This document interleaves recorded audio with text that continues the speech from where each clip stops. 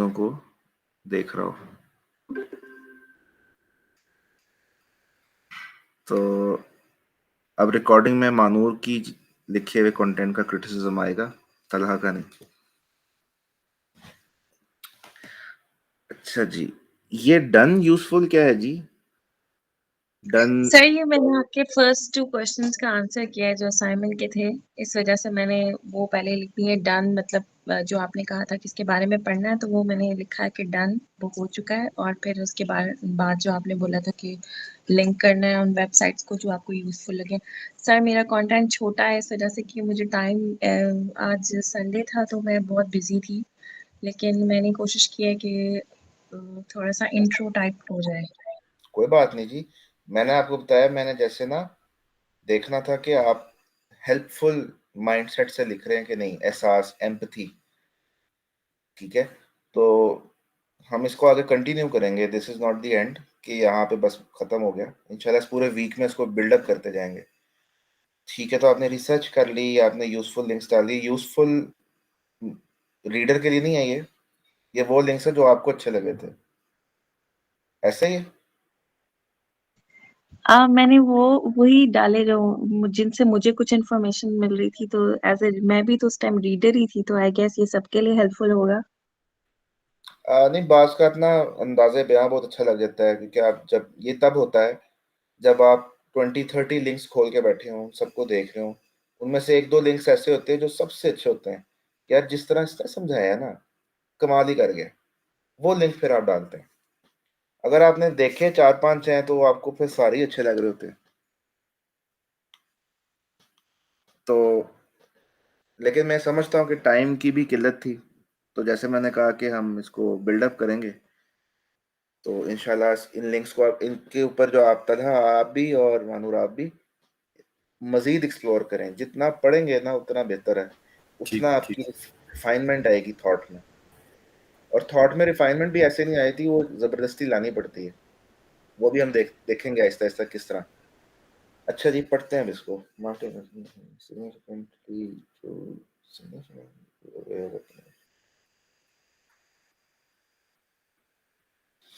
इस सेंटेंस की जो ग्रामेटिकली ना स्ट्रक्चर को एक दफ़ा देख लीजिएगा दोबारा।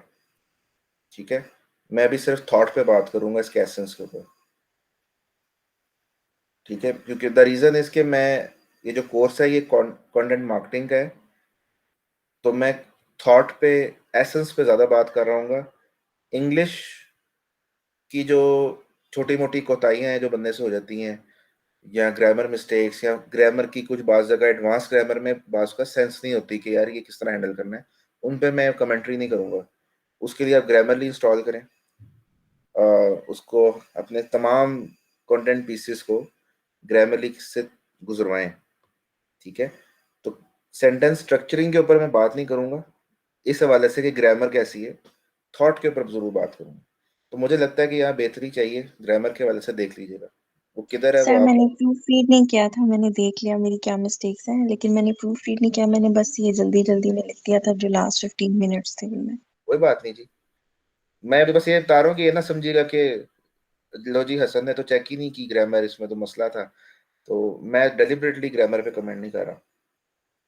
ठीक है, अच्छा जी, मैं बात करता हूँ थॉट पे। Marketing is significant for to create awareness, create aware to aware the potential customers about your product services, to make them aware about the, ठीक है, there are several ways to make it happen. Grammar is one such example. हम्म, ठीक है, you might be wondering how हम्म थोड़ा सा मानूर आपने कोशिश की है कि माइंड के अंदर जाके जवाब दिया जाए रीडर के। हालांकि 15 मिनट्स आपने दिए हैं, बट थोड़ा सा आपने ना इस चीज़ पे सोचा हुआ है कि यार मे बी रीडर ये सोचे कि इसमें और इसमें क्या फ़र्क है। बट ये याद रखिएगा कि रीडर आपके इस सवाल से ही परेशान हो गया। बताएं कैसे।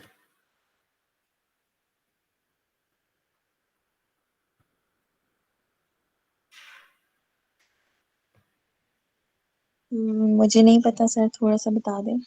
कोई इशू नहीं है जी। परेशान इसलिए हुआ है कि बात हो रही है कंटेंट मार्केटिंग की। मैं इतना तो डाइजेस्ट कर लूंगा एज अ रीडर कि कंटेंट मार्केटिंग से आप अपनी तवज्जो हटा के मार्केटिंग से बात शुरू करें। मैं डाइजेस्ट कर लूंगा, मैं हजम कर लूंगा ये बात, क्योंकि है तो मार्केटिंग ही ना। ठीक है, तो आपने थोड़ा सा समझाया जी मार्केटिंग का फंक्शन ये है, और उसको अचीव करने का एक रास्ता ये है कंटेंट मार्केटिंग। ठीक है, ये आपने एक थोड़ा सा इसमें हिस्ट्री से लेके शुरू है या कॉन्टेक्स्ट बिल्ड करने की आपने कोशिश की है। इधर एक गैप है जो कि कंटेंट मार्केटिंग इटसेल्फ क्या है। अभी ये मैं वो चीज़ नहीं है जो मैंने आपको हाईलाइट की, जैसे एक और चीज़ नज़र आ गई है, या एक्सप्लेन कर लें, डिफाइन कर लें कि ठीक है कि ये एक तरीका है कंटेंट मार्केटिंग, मान लिया ये तरीका है क्या। तो ये थोड़ा सा मुझे लगता है कि इस सवाल पे जंप करने से पहले ये चीज़ होनी चाहिए थी। थॉट की बात कर रहा हूँ। अच्छा जी, you might be wondering how content marketing is different from traditional marketing. तो पहले हमने इंट्रोड्यूस की मार्केटिंग की टर्म, उसके कॉन्टेक्स्ट में फिर हमने समझाया कंटेंट मार्केटिंग क्या है, और फिर तीसरी टर्म इंट्रोड्यूस करा दी एकदम से, जिसका कोई पीछे हवाला नहीं है कि वो क्या है। क्या आप सोच रहे होंगे कि फिर कंटेंट मार्केटिंग और ट्रेडिशनल मार्केटिंग में क्या फर्क है? ट्रेडिशनल कहाँ से आ गई यार, मैंने कोई चीज मिस कर दी पीछे? अच्छा, पीछे भी जिक्र नहीं है? नहीं, मैंने तो ऐसा सोचा ही नहीं यार। ट्रेडिशनल का मैं क्यों सोचूंगा, मैं तो अभी वो सोच रहा हूँ जो आप मुझे सोचवा रहे हैं। मैं मार्केटिंग का सोच रहा हूँ, और मैं सोच रहा हूँ कंटेंट मार्केटिंग का, जिसमें से मुझे सिर्फ अभी इसका पता लगा है, इसका भी पूरा नहीं पता लगा, और एक तीसरी टर्म भी मंजरे आम में आ गई है, वो है traditional marketing. Well, there are a lot of differences. समझ आई कि मैं कंफ्यूज क्यों हूँ एज अ रीडर? एक थर्ड टर्म इंट्रोड्यूस हो गई है विदाउट एस्टैब्लिशिंग प्रीवियस टर्म्स। तो इसकी कोई जी समझ आ गई। कॉन्टेक्स्ट बिल्डिंग थोड़ी सी यहाँ पे। Well, there are a lot of differences between the two. Here are some prominent ones. अब I don't know as a reader के यार ये चीज और ये चीज फर्क है कि सेम है। Well, there are a lot of differences, ठीक हो गया। Here are some prominent। ठीक है, ट्रेडिशनल मार्केटिंग के साथ ने कंपैरिजन किया, डिजिटल मार्केटिंग के साथ भी कर सकती थी, क्योंकि कंटेंट मार्केटिंग का ज़्यादातर ताल्लुक अब डिजिटल मार्केटिंग के साथ बढ़ता जा रहा है। Of course there are lot of platforms now, more than traditional ones. तो ठीक है, तो अगर बात करूं पिछले लेक्चर के हिसाब से, इस पीस को मैं एवेलुएट करूं, तो मुझे लगता है कि आपने इसके अंदर जो को एक थोड़ी सी कोशिश की है कॉन्टेक्स्ट बिल्डिंग की। अ, थोड़ा सा सवालिया जुमला रखा। ठीक है, अब मैं वो बात नहीं कर रहा कि राइटिंग किस तरह करते हैं, ब्लॉग किस तरह लिखते हैं, कि जी इसमें आप इंटरेस्ट क्वेश्चन भेजें, हुक्स होनी चाहिए, टेक्निकल टर्म्स हैं ब्लॉगिंग की, हुक्स होनी चाहिए बीच में, आप उसके अंदर कन्वर्सेशनल स्टाइल रखें। इस तमाम बातों का बुनियाद उस एक इमोशन के ऊपर है जो था हेल्पफुलनेस, एम्पथी। तो मैं वहां से बात शुरू करूंगा। जब हम ब्लॉग पढ़ेंगे तो हम ये टर्म्स को भी डिस्कस करेंगे। बट मुझे लगता है कि आपने थोड़ी सी ये कह लें कि 2.5% 3% एम्पथी दिखा गई है यहाँ पे, as compare to Talha. Of course there is no competition, but just to let you know कि एम्पथी जो हेल्पफुलनेस है वो तलहा थोड़ी सी मिस कर गए, बट उनकी जो कंटेंट था वो बड़ा एक्यूरेट था। बेशक उसमें क्लैरिटी थोड़ी कम थी, क्योंकि जुमले स्विच बहुत ज्यादा कर रहे थे अपने कॉन्टेक्स्ट में। आपने थोड़ी सी कॉन्टेक्स्ट बिल्डिंग भी की है, उसको आप थोड़ा सा आगे लेके चले, बट वो अपनी ही कॉन्टेक्स्ट बिल्डिंग का शिकार इस तरह हो गए कि आपने एक थर्ड टर्म इंट्रोड्यूस करा दी। अगर ये सिर्फ मार्केटिंग होता तो तब भी ये जुमला, तब ये पूरा जो था ना कॉन्टेक्स्ट सही रहा था। तो कॉन्टेक्स्ट बिल्डिंग भी है, थोड़ा कन्वर्सेशनल स्टाइल है। तो ओवरऑल आपकी जो मुझे लगता है कि हेल्पफुलनेस इज देयर। तो this is how I would comment on this piece right now after lecture 1। ठीक है जी, ठीक है सर, थैंक यू। वेलकम जी। अब हम मूव करते हैं आज के लेक्चर पे, जो कि अभी थोड़े बहुत तलहा ने काफ़ी सवाल पूछे थे जिनका जवाब आज के लेक्चर में है। ये अभी तक असाइनमेंट्स नहीं आई, लेट मी रिफ्रेश, किसी ने भेजी है?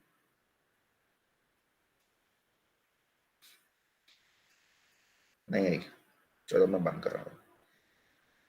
अच्छा जी, आज का हमारा जो क्लास है वो है the art of writing.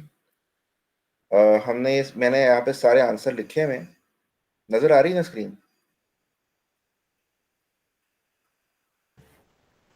Hmm, screen नजर आ रही है? जी, तलहा, थोड़ा सा अनु? जी सर। जूम इन कर दीजिए। ओके, ओके, ओके, ये जूम इन।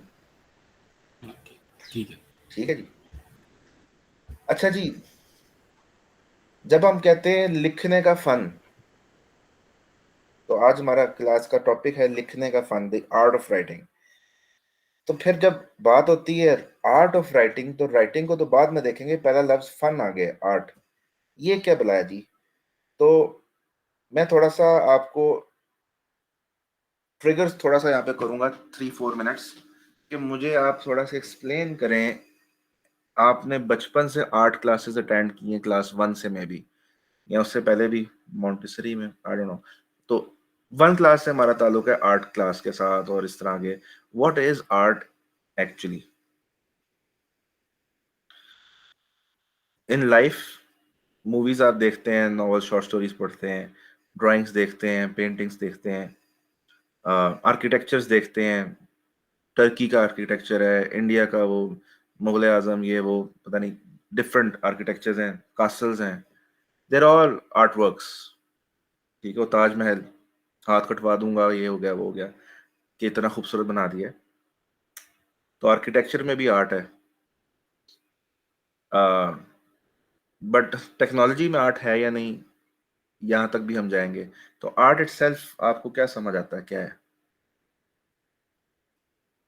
अजान हो रही, थोड़ा सा पॉज ले लेते हैं। आपके यहाँ अजानें शुरू हुई हैं? हाँ, की आवाज़ें आ रही।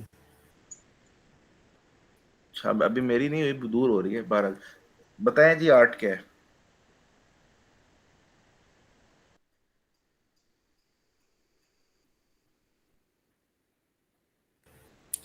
क्रिएटिविटी। क्रिएटिविटी।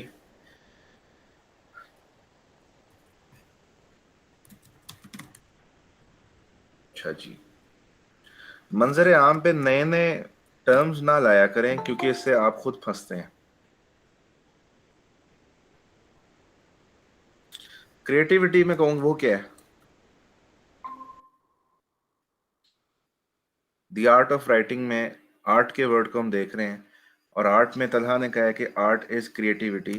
तो क्रिएटिविटी इटसेल्फ क्या है? सर कुछ मतलब नया लेके आना। Bring something new. हम्म। तो ये क्रिएटिविटी हो जाएगी।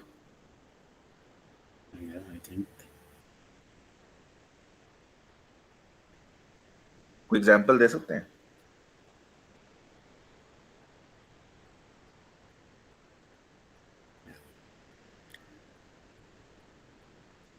मतलब जैसे सर कोई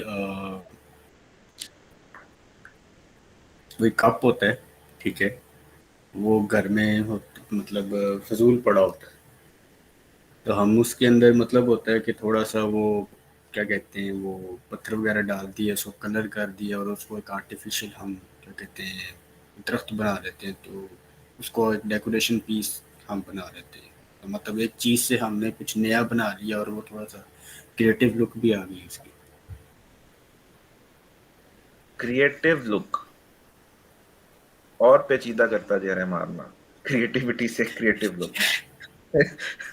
अच्छा, ठीक है, मैंने लिख लिया है, क्योंकि बात आपकी दुरुस्त है, बट एग्जैक्ट इसको जगह पे बिठाना जरूरी है, डॉट्स को कनेक्ट करना जरूरी है, कि यार लाइफ में एक वर्ड क्रिएटिविटी सुना है, तारीफ भी आपने बिल्कुल ठीक की है, बट मैं ये नहीं कह सकता कि यार ये बड़ा क्रिएटिव बंदा है, इसका मीनिंग और है। मैं कहता हूँ ये बड़ा आर्टिस्टिक बंदा है, इसका मीनिंग टोटली डिफरेंट है। क्रिएटिव बंदा टेक्नोलॉजी के अंदर बहुत जबरदस्त फिट होती है बात, यार ये बड़ा क्रिएटिव बंदा है, नई नई टेक्नोलॉजी ईजाद कर रहा है। Elon Musk is very creative for example, ठीक है। या फिर ये डेवलपर बड़ा क्रिएटिव है, नए नए आइडियाज निकाल लेता है कोई प्रॉब्लम सॉल्व करने के। क्रिएटिव वर्ड समझ आ रहा है, लेकिन जैसे ही मैं इस वर्ड को रिप्लेस करता हूँ आर्टिस्टिक के साथ, मैं बंदा आर्टिस्टिक है, ये नई नई टेक्नोलॉजीज निकाल रहा है, या तो आप उस लफ्ज को गलत समझोगे कि यार इसने गलत बोल दिया, या उस बंदे का इमेज एकदम बहुत हाई हो जाता है कि यार ये टेक्नोलॉजी को आर्ट के लेवल पे ले गया, that means art is something of a huge meaning than creativity. Creativity के अलावा भी इसमें कुछ है। तो अभी सिर्फ मैं आपकी वर्ड्स के साथ प्ले अराउंड कर रहा हूँ। मैं मानूर का भी एक नजरिया लेना चाहता हूँ। What does she think about art. हमारे साथ ज्वाइन किया आमना जावेद ने, एंड शी लेफ्ट। जी मानूर। मेरे हिसाब से आर्ट को अगर हम उर्दू में देखें तो होता है फन, और फन मेरे ख्याल है वो स्किल्स के साथ अटैच होता है। तो आर्ट्स मेरे हिसाब से अगर मैं अपनी डेफिनेशन करूँ तो वो आपका डिस्प्ले ऑफ योर स्किल, जो भी आपका फन है उसको डिस्प्ले करना इज आर्ट। डिस्प्ले क्यों किया जाता है?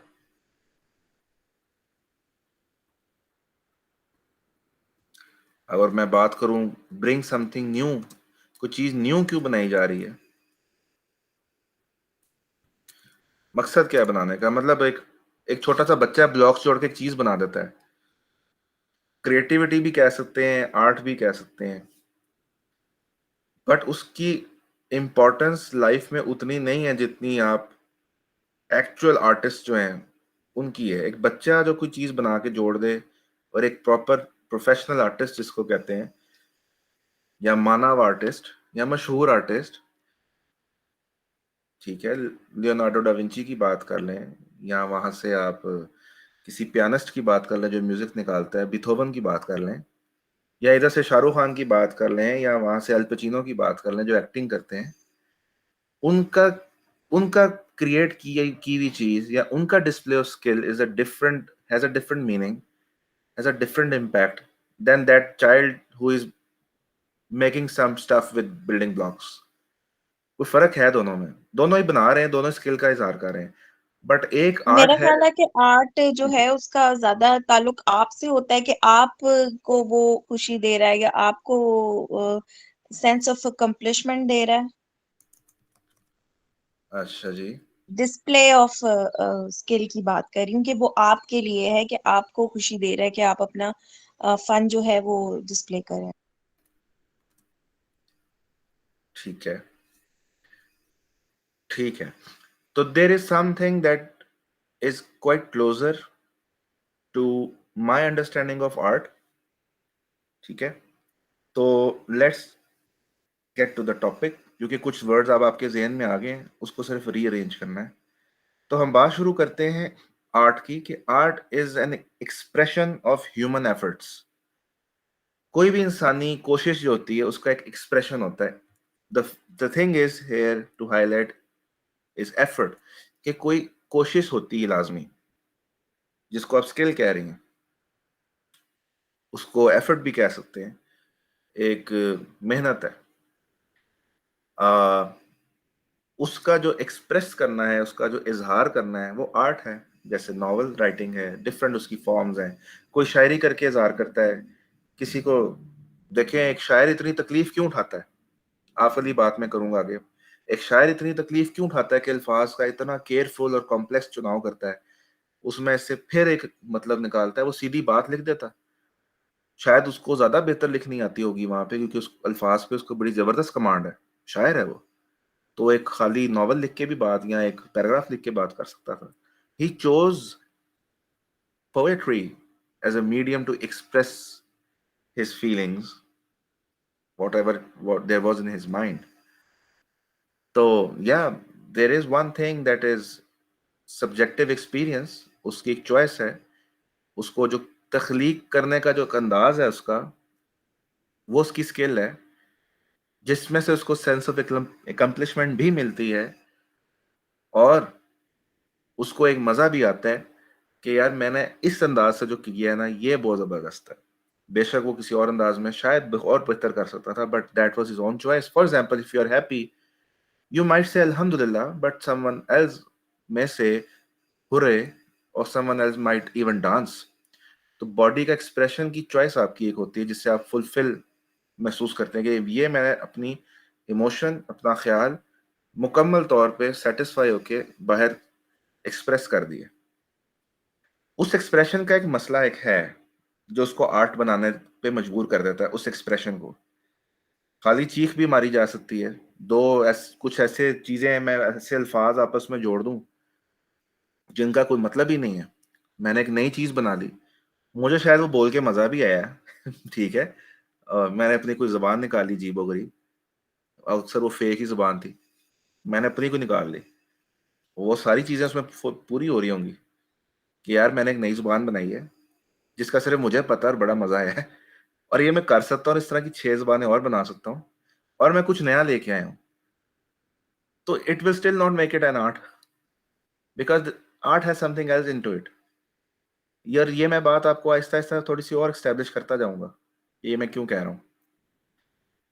जब ऐसा एक्सप्रेशन जिससे दूसरे लोग भी रिलेट कर पाए, उसको फील कर पाए कि यार इसने जो बात कही है ना, मैं इससे मुतासर होता हूँ या मुझे फील हुई है, तो उसे आर्ट, उस एक्सप्रेशन को आर्टिस्टिक कह सकते हैं, क्योंकि लोग फिर उसका असर लेना शुरू कर देते हैं, उस चीज के साथ अपने इमोशंस जोड़ लेते हैं। अब जब मैं बात कर रहा हूँ तो हम आर्ट की कोई भी फॉर्म पकड़ लेते हैं, आप अपने जहन में आर्ट की कोई फॉर्म लेकर आए, आ सकती है इस वक्त, जल्दी से बताएं। जब मैं आर्ट कहता हूँ तो आपके जहन में सबसे पहली फॉर्म कौन सी आती है?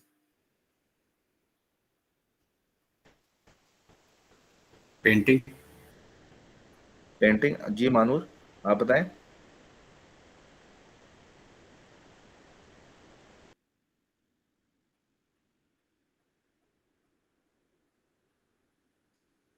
Manur, has she left? जी Manur.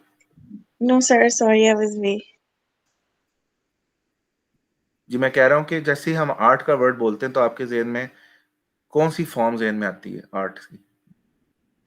Painting, Painting. Visual, painting, दोनों का विजुअल है, ठीक है। तो उस किसी भी एक पेंटिंग को या पेंटिंग के तस्वर को जहन में ले आए कि जी हम इस वक्त पेंटिंग की बात करें, whenever you see a painting you develop some kind of emotion with that. आप उसे रिलेट कर पाते हैं उसकी खूबसूरती के साथ, में भी कोई सीनरी है, आप उसे रिलेट कर पा रहे होते हैं कि यार ये डूबता सूरज कितना अच्छा लग रहा है, मे बी, या उसका जो एक असर है वो आप पे हो रहा होता है। तो एक ऐसा एक्सप्रेशन जिसके साथ रिलेट कर पाए, उसके साथ इमोशंस एसोसिएट कर पाए, और उसके अंदर कोई अपना मीनिंग ढूंढ लें।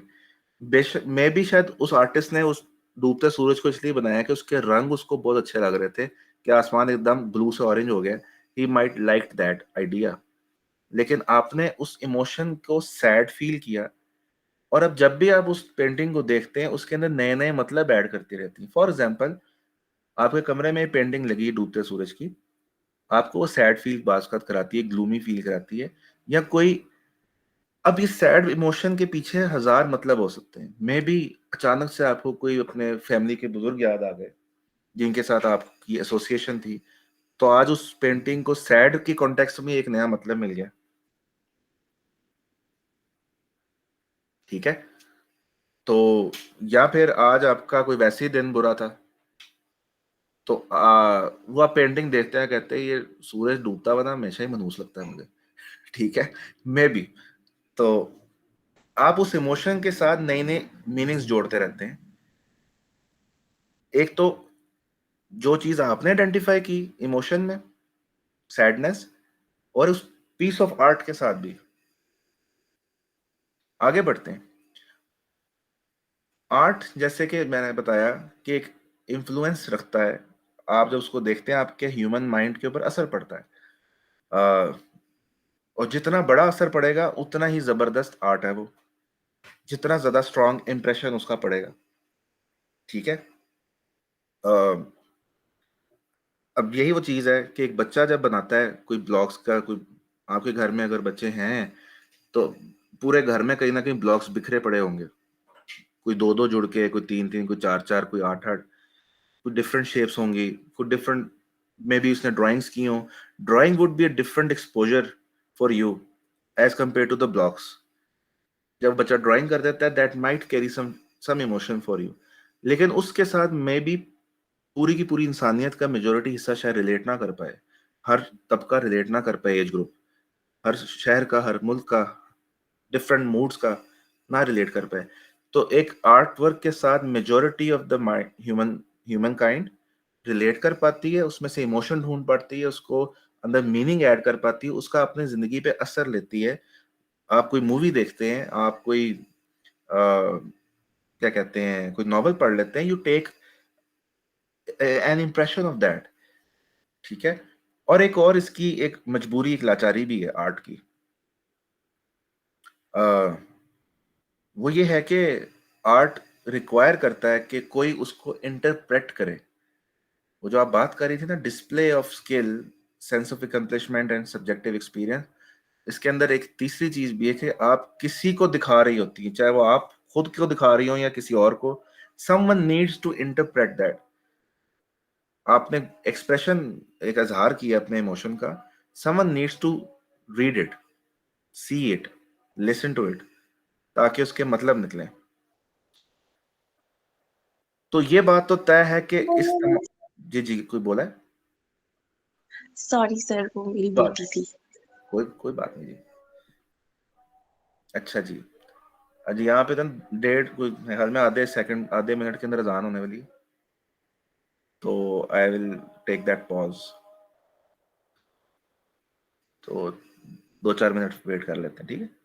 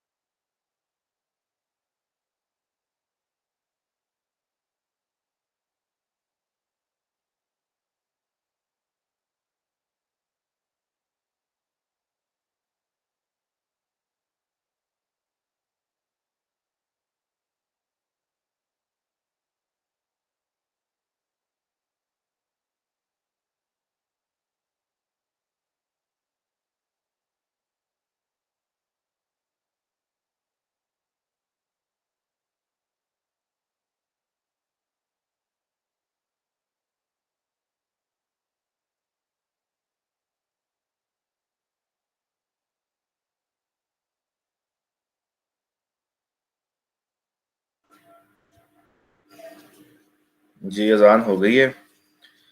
तो जैसे आप सब इधर हैं? हेलो। जैसे इधर ही। Okay okay. जी सर।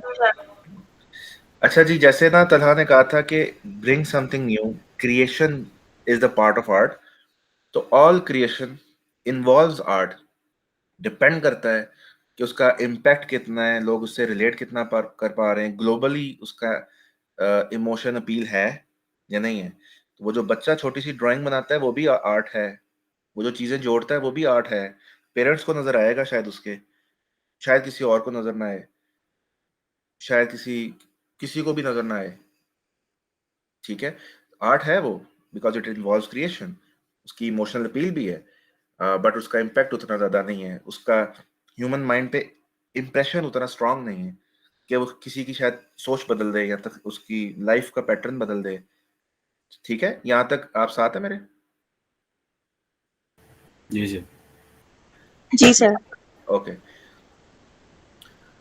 अच्छा, आर्ट के अंदर एक बड़ी जबरदस्त चीज होती है, आर्ट कभी भी आप गन मार के नहीं बना सकते। जैसे कि अभी मैंने आपको मिसाल दी थी कि मैं कोई भी इधर-उधर के अल्फाज जोड़ के एक चीज निकाल लूँ, नई जुबान निकाल लूँ, या मैं दीवार के ऊपर ऐवें ही 2-4 लाइनें मारूँ जिसका कोई तुक नहीं है और वो बिल्कुल गंदी लग रही है। मैंने शायद पेपर ही फाड़ दिया या मैंने दीवार तोड़ दी है बिल्कुल ही, और मैं कह रहा हूँ ये पेंटिंग है। तो अगर वो एसेंस में ना, इसका जो एसेंस है आर्ट का, उसमें ना हार्मनी होनी चाहिए। उसके कलर्स की, उसकी शेप्स की, वो हार्मनी ये भी हो सकती है कि फॉर एग्जांपल मैंने एक पिक्चर ऑफ केओस दिखानी है, तो मैं उस केस के अंदर शायद दीवार तोड़ के उसके अंदर लाल रंग भर दूं, तो वो शायद जंग की अलामत बन जाए और वो बड़ा पावरफुल पीस बन जाए। ठीक है, लेकिन अगर मैं खूबसूरती दिखानी है और सीनरी दिखानी है तो मैं वो टूटी हुई दीवार पे शायद ना दिखाऊं। तो हार्मनी होनी चाहिए कॉन्सेप्ट में, कलर्स में, शेप्स में, तब आर्ट आर्ट बनता है। तो रैंडमली किसी भी चीज को जोड़ के आर्ट नहीं निकल आता, क्योंकि फिर उसकी इमोशनल अपील, उसका मीनिंग, वो डिस्ट्रॉय होना शुरू हो जाता है। मुझे थोड़ा सा एक बताएं, अगर हार्मनी होनी जरूरी है तो अल्लाह का जो एक आर्ट वर्क है, जो ये आप दुनिया देखते हैं, बादल, जमीन, पानी, इसके अंदर हार्मनी किधर है? जमीन का नक्शा आसमान से नहीं मिलता, आसमान का पानी से नहीं मिलता, आसमान का अपने आप से नहीं मिलता। उसमें कभी बादल आ जाते हैं जो कि बिल्कुल रैंडम होते हैं, कभी सितारे आ जाते हैं, but they still look beautiful, they still look like an art, despite of the fact कि उसके अंदर इतनी डिसरप्शन है, DISRUPTION, डिसरप्शन है। वो लगता है जैसे कि रैंडम है, इनकोहेरेंट है, रब्त नहीं है। कोई भी सितारा कहीं भी आ जाता है, कोई भी बादल कहीं भी आ जाता है, मट्टी कहीं से भी उड़ के कोई भी शक्ल निकाल लेती है, पानी की कोई खास तरतीब नहीं है, still everything is making sense. How is that possible? हम जितनी रैंडमनेस क्रिएट करते हैं, कमरा हमारा जितना रैंडम लगता है उतना ही गंदा लगता है, जितना वो ऑर्गेनाइज्ड होता है उतना अच्छा है। बाहर नेचर में जाते हैं और जितनी डिसओरिएंटेड होती है वो उतनी अच्छी लगती है। फटते हुए पहाड़ अच्छे लगते हैं, पानी में स्प्लैश गिरता है बहुत जबरदस्त लगता है। जितनी डिस्ट्रप्शन वहां पैदा होती है उतना खूबसूरत वो लग रहा होता है। क्या चक्कर क्या है? बादलों से चीरती हुई सूरज की किरण बहुत खूबसूरत लगती है। जितनी डिस्ट्रप्शन नेचर में अच्छी लगती है उतनी यहाँ पे इंसान में अच्छी क्यों नहीं लग रही? मसला क्या हो रहा है? आर्ट दोनों ही है, उसी चीज को नक्श कर देते हैं हम पेंटिंग के अंदर, वो अच्छी लगने लग जाती है। लेकिन हम खुद कोई ऐसी हरकत कर दें, कोई चीज तख्लीक ऐसे कर दें जो डिसोरिएंटेड हो, वो हमें अच्छी नहीं लगती। कोई बता सकता है इसका आंसर क्या है? क्या एग्री भी करते हैं इस कॉन्सेप्ट से आप?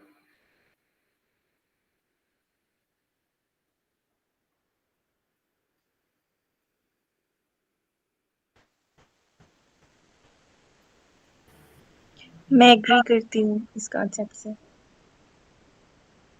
तो मसला क्या है? वो डिस्ट्रप्शन अच्छी क्यों लग रही है, जबकि सूरह नमल में एक जगह हवाला आया है इस बात का कि this is the artistry of Allah, he perfected everything. Answer सूरह नमल में है।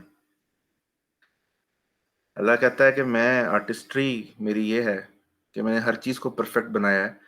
आपने कभी सोचा है कि आप किसी एक्सीडेंट, कोई सड़क पे हुआ होता है और आप वहां खड़ी हो, या तलहा आप खड़े हो या मैं खड़ा हूं, तो हम वहां से अक्सर रुक के देख लेते हैं या बाज का निकल जाते हैं।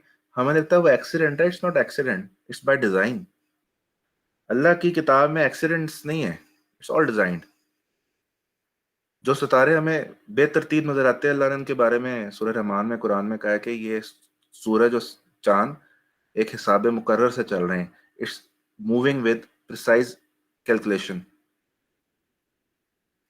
तो एक्चुअली वो जो पहाड़ का फटना, उसका स्प्लैश का क्रिएट होना, वो पहाड़ों, वो बादलों में से सूरज का निकलना, it's all by design. Actually it's in absolute harmony. और जब हमें एब्सोल्यूट हार्मनी की नजर आती है, तो हम जितनी क्लोज एब्सोल्यूशन के करीब होते हैं, परफेक्शन के करीब होते हैं, हमें उतनी वो चीज कॉम्प्लेक्स और रैंडम नजर आ रही होती है। फिर हम उसके ऊपर तहकीक शुरू करते हैं कि यार इसकी फिलॉसफी क्या है, ये बनी कैसे हुई है। Take Iqbal, we think we have considered Iqbal at the highest peak of poetic miracle, कि यार ये शाहकार है एक। फिर हमने इकबालियात निकाल ली, क्योंकि जो अल्फाज इतने बेतरतीब होके तरतीब निकाल रहे थे, हमने कहा इसकी तरतीब को समझो, इसमें कुछ है, इसमें हारमोनी है। Take the example of Shakespeare, जुमले थे, वो ड्रामा लिखता था, डायलॉग्स एक्सचेंज करवाता कैरेक्टर्स के, which are in a normal conversation are actually disrupted. ठीक है, गुफ्तगू ऐसे कहाँ निकल जाती एकदम से, बाज का कोई बीच में इंटरप्ट कर देता है, और वहां पे 10-15 कैरेक्टर होते थे, फिर भी किसी ने उसमें हारमोनी ढूंढ ली। तो बेसिकली रैंडम कुछ नहीं होता, जब हारमोनी एब्सोल्यूट होने लग जाती है तो मालूम ऐसे लगता है जैसे कि वो रैंडम है, वो होती नहीं है, हमें समझने की जरूरत होती है कि हुआ कैसे। तो यहां से अब हम आर्ट को समझ लिए, हमने कल होप को, हेल्प को समझा था। तो कल अगर लिखने के लिए हमारे दिल में जज्बा होना चाहिए एम्पैथी का, तो हमें लिखने के लिए उस जज्बे के ऊपर एक और लेयर लगानी है, वो है आर्ट की। खूबसूरती से बयान किया जाए, इस तरीके से बयान किया जाए, एफर्ट लगा के बयान किया जाए, एफर्ट लगा के क्रिएट किया जाए, या जो मैं कर रहा हूँ या मैं कर रही हूँ इसका एक इम्पैक्ट इस तरह हो कि लोग इससे मानूस हो सके, रिलेट कर पाए। और मैं जो बात करूं उसका मैसेज ऐसा हो, वो इतना बोगस ना हो बच्चे की तरह, बल्कि उसमें एक निचोड़ हो, एक मैसेज इस तरह का हो कि लोग उससे इम्पैक्ट ले सकें, एक स्ट्रॉन्गर इम्पैक्ट क्रिएट हो, उसके मीनिंग्स लोग उसमें से अखज कर सकें। ज्यादातर वो जवाब लेकर निकले, ना कि सवाल। जैसे कि मैंने अभी आप दोनों के पढ़े पीसेस, तो मैं उन पीसेस को लेकर जवाब लेके नहीं निकल रहा था वहां से, मेरे जहन में और सवाल आई जा रहे थे। ठीक है, तो मैं अपना एक इमोशन, अगर आर्ट के साथ इमोशन एसोसिएट होता है, तो राइटिंग के पीस ऑफ जो वर्क होता है उसके अंदर से जो मीनिंग होता है वो डिराइव होता है। That should be absolute. Emotion should be, कभी देख के कंफ्यूज्ड इमोशन नहीं आपके दिल में पैदा होना चाहिए। एक आर्ट वर्क की खासियत ही है। ठीक है, आप, मैं अब जैसे मैं ना डूबते सूरज को देख के हमेशा सैड हो जाता हूँ, मुझे मगरिब की अजान, मगरिब का आसमान, ये दोनों मुझे सैड कर देता है। मैं अपने इमोशन में बड़ा क्लियर हूँ, ये चीज मुझे करती है सैड, लेकिन हर शाम को एक मेरा नया मतलब होता है। सूरह फातिहा देख लें, हर नमाज में एक जैसी है, अगर आप उस पर थोड़ा गौर करें उसमें से हर दफा एक नया मतलब निकलेगा। इमोशन वही है, ताबे, अल्लाह के ताबे, बट मीनिंग्स आर डिफरेंट। तो अपने हेल्प, पहले तो अपनी हेल्प वाले मामले को पक्का करें, एफर्ट लगाएं। ठीक है, आप मुझे ये रीराइट करके इस पूरे वीक में जब मर्जी ये आर्टिकल दोबारा भेजें। मैं नहीं समझ रहा कि, मैं आपसे एक्सपेक्ट नहीं कर रहा कि आप इसको परफेक्शन तक लेके जाएं। उसमें हेल्प, आप एक एक पैराग्राफ लिखिए, उसमें मुझे नजर आए कि यार आपने किसी को एहसास करके लिखा हुआ है। ठीक है, एक होता है ना सर्व करना प्लेट खाने की, एक होता है खाने की प्लेट मुंह पे मारना। ठीक है, तो these are two different things. तो एक में एहसास है, एक में नहीं है। ठीक है, are you with me? Yes sir. अब हम जी आते सर। हैं, थैंक यू। अब हम आते हैं राइटिंग। राइटिंग के अंदर क्या हो रहा है, we are combining words in a specific order that makes sense for a reader. Sense बनाना जरूरी है। अब इसके अंदर अब आप बार बार देखोगे आर्ट वाला कॉन्सेप्ट बार बार आएगा, कंबाइनिंग वर्ड्स, मुख्तलिफ चीजें जोड़ के नई चीज बनाना, इस तरतीब से उसमें हार्मनी होनी चाहिए जो कि मैसेज लेके रीडर तक जाए। उसके लिए सेंस क्रिएट करना चाहिए, उस रीडर उससे रिलेट कर पाए।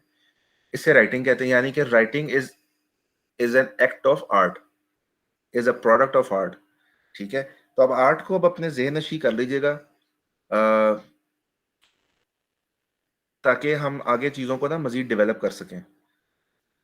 अच्छा जी, तो जब कुछ अल्फाज को जोड़ा जाता है एक ख़ास तरतीब में ताकि उसकी कुछ सेंस निकले, उससे कहते हैं राइटिंग। ठीक है, टेक्स्ट, टेक्स्ट उसे कहते हैं आपके, वो एक टेक्स्ट पीस एक क्रिएट हुआ है with the process of writing. अच्छा जी, अब वो जो टेक्स्ट है, वो जो अल्फाज जुड़े हैं, बेसिकली जब अल्फाज जुड़ते हैं तो टेक्स्ट पीस निकलता है। तो जो अल्फाज हैं, जो टेक्स्ट है, वो मिलके क्या बना रहा होता है, उनको जोड़ने का मकसद क्या होता है, वो जो सेंस, मेक सेंस होता है ना, कि किसी के लिए मेक सेंस करे, किसी को समझ आए, वो एक्चुअली मैसेज होता है। उसके अंदर एक पैगाम होता है जो आप कन्वे करना चाहते हैं किसी को, ठीक है। और चूंकि अल्फाज खुद भी क्रिएट हो रहे होते हैं, डू यू नो दैट कि there are meanings in the physical form of the words, ठीक है। ये उमेरा अहमद को कोई पढ़ता है? जिनकी नमल है। हाँ, मैंने तो खैर इश्क का ऐन पढ़ा हुआ है, इश्क का शीन, इश्क का ताब, ठीक है। नहीं तो नहीं तो अच्छा, ये जो वैसे मेथड है ना, physical form of the words, इसके इसके ऊपर वैसे कुरान पे भी तहकीक हो रही है कि जो उसके फिजिकल फॉर्म है ना, लेटर्स की जो अल्लाह ने सेलेक्ट की हुई है, उनके भी मतलब है। तो जो फिजिकल टेक्सचर है, जो वॉइस का टेक्सचर है अल्फाज का, जो आप मुंह से अदा कर रहे हैं और जो हाथ से लिख रहे हैं, दे ऑल्सो कैरी मीनिंग्स, ठीक हो गया। तो इसके ऊपर पूरी लिंग्विस्टिक्स की बुनियाद खड़ी हुई है। तो मैं भी, मेरे ख्याल है कि हमारी क्लास में कुछ हैं शायद जो ने लिंग्विस्टिक्स पढ़ी होगी। लिंग्विस्टिक्स के अंदर जो टेक्सचर होता है वर्ड का, वो बड़ा काउंट कर रहा होता है, बिकॉज इट्स वोकल स्पीच होती है। तो इसके भी मीनिंग्स होते हैं, और एक मैसेज प्रोड्यूस होता है वर्ड्स के जो फिजिकल फॉर्म है, और दूसरा मैसेज प्रोड्यूस होता है। दैट इज द रीजन कि हम कहते हैं कि वाइट स्पेस रखा करें ब्लॉग पोस्ट के अंदर, खुला खुला लिखें, और एक लाइन में 7 से 8 अल्फाज ज्यादा ना हो, बिकॉज लिखा तो हुआ है, लोग पढ़ नहीं पा रहे। मे बी वो वर्ड्स कुछ इस तरह के हैं, लंबे लंबे वर्ड्स ना लिखें, बोलने में मुश्किल है, समझने में मुश्किल है, लिखने भी मुश्किल होते हैं। पेपर पे एक बड़ी बैड सी लुक आती है। आपको पता है जस्टिफाइड कंटेंट की क्यों निकली हुई है? ये कंटेंट जस्टिफाई होता है जो पैराग्राफ का कंटेंट होता है। फॉर कोई पैराग्राफ यहाँ पे है, फॉर एग्जाम्पल ये मैंने लिखा है, इसको कॉपी कर लेते हैं, तो मैं इसको जस्टिफाई करता हूँ, ठीक है। अब इसने अपने आपको अपनी ना एक ओवरऑल लुक चेंज की है। Why is that so? इस पे एक पूरा फीचर बना हुआ है इसकी सिर्फ लुक के ऊपर। दैट मीन्स कि वर्ड्स का एक फिजिकल इंप्रेशन और उसका मीनिंग होता है। तो message is the product of art. जब आप अल्फाज को जोड़ते हैं, उससे मैसेज निकलता है, और उनसे अल्फाज भी निकलते हैं फिजिकल फॉर्म में। और material message is also the product of art. वही बात बेसिकली मैंने उसको समझाने की कोशिश की हुई है कि फिजिकल फॉर्मेट में भी मैसेज होता है और उसके एसेंस में भी मैसेज होता है। और writing is also an art. बाज का आपकी राइटिंग होती है एकेडमिक राइटिंग। अब आपको वो आर्ट कैसे है, पढ़ के किसी को समझ ही नहीं आएगी तो वो उसका मैसेज कन्वे नहीं हुआ, इट मीन्स के मैसेज क्रिएट ही नहीं हुआ, दैट मीन्स के आर्ट वाजंट क्रिएटेड। जी जी, सवाल है आपका दाऊद? जी जी सर। हुक्म हुक्म बोले। अच्छा सर, ये मतलब इन सब का जो एक क्या कहते हैं, हम हमें इसके लिए वोकेबलरी हमारी बिल्कुल ये बिजनेस वोकेबलरी होगी जो किसके हमारी लिए? मतलब यही कंटेंट राइटिंग जो हम कर रहे हैं। मैं जी जी, तो इसकी इसके लिए जो वोकेबलरी है वो कोई ख़ास वोकेबलरी होगी जिसकी वजह से हम उस कंटेंट को एम्पैथेटिक या यूज़र फ्रेंडली हम बना सकें। आपके सारे सवाल वो हैं जो मैंने आगे टॉपिक्स बनाए हुए हैं। अच्छा अच्छा अच्छा, पढ़ा चलिए तो ठीक। Document, sorry. मैं कहीं डॉक्यूमेंट पढ़ के तो नहीं आए? थोड़ा बहुत पढ़ा था। तो सारा वैसे मैंने, ठीक है, ये आगे मैं बताता हूँ। बस अभी हम कंटेंट राइटिंग पे आए हैं। ठीक है। कंटेंट राइटिंग बेसिकली कंटेंट क्या है? अगर मैं सवाल मैंने पूछा था आर्ट ऑफ राइटिंग में आर्ट क्या है, तो कंटेंट राइटिंग में कंटेंट क्या है? Content is the message of the topic eight hand. Content जो होता है, जो भी टॉपिक है इस वक्त डिस्कस हो रहा है, उसका जो एक्चुअल मैसेज है, दैट इज कंटेंट, ठीक है। वरना अगर आप खुद सोचें, writing was sufficient to explain, क्योंकि राइटिंग से कंटेंट ही जनरेट होता है, राइटिंग से कोई तस्वीर नहीं बन जाती, ठीक है। तो why there is a specific mention of content? The reason is के इसके ऊपर, इसको इसको दो लेवल के ऊपर डिस्टिंग्विश किया गया कंटेंट राइटिंग को। एक, अब मैं इसको पॉइंट बाय पॉइंट पढ़ता जाऊंगा, आपको क्लियर हो जाएगा कि एक तो जो टॉपिक एट हैंड है स्पेसिफिकली उसको ऊपर बड़ा फोकस्ड होता है, इट्स अ फोकस्ड राइटिंग, ठीक है। एक टॉपिक के ऊपर गुफ्तगू होती है और उसके अंदर जो मैसेज को क्रिएट करना होता है, दैट इज कंटेंट राइटिंग। कुछ हुआ है? आपने फिर हाथ खड़ा किया? नहीं, मैं एंटर हुआ, वो अच्छा विंडो बंद हो गई। अच्छा अच्छा अच्छा। A content writer makes sure that message is delivered as accurately as possible. Accuracy is very important here. जैसे तथा आपने, मैंने कहा था, आपने लिखा बहुत सही है, क्लैरिटी का इशू था, ठीक है। तो कंटेंट राइटर मेक श्योर करता है कि मैसेज जो है वो डिलीवर हो एज एक्यूरेटली एज पॉसिबल। इसके अंदर एक्यूरेसी भी है और क्लैरिटी भी है, ताकि समझ भी आए, ठीक है।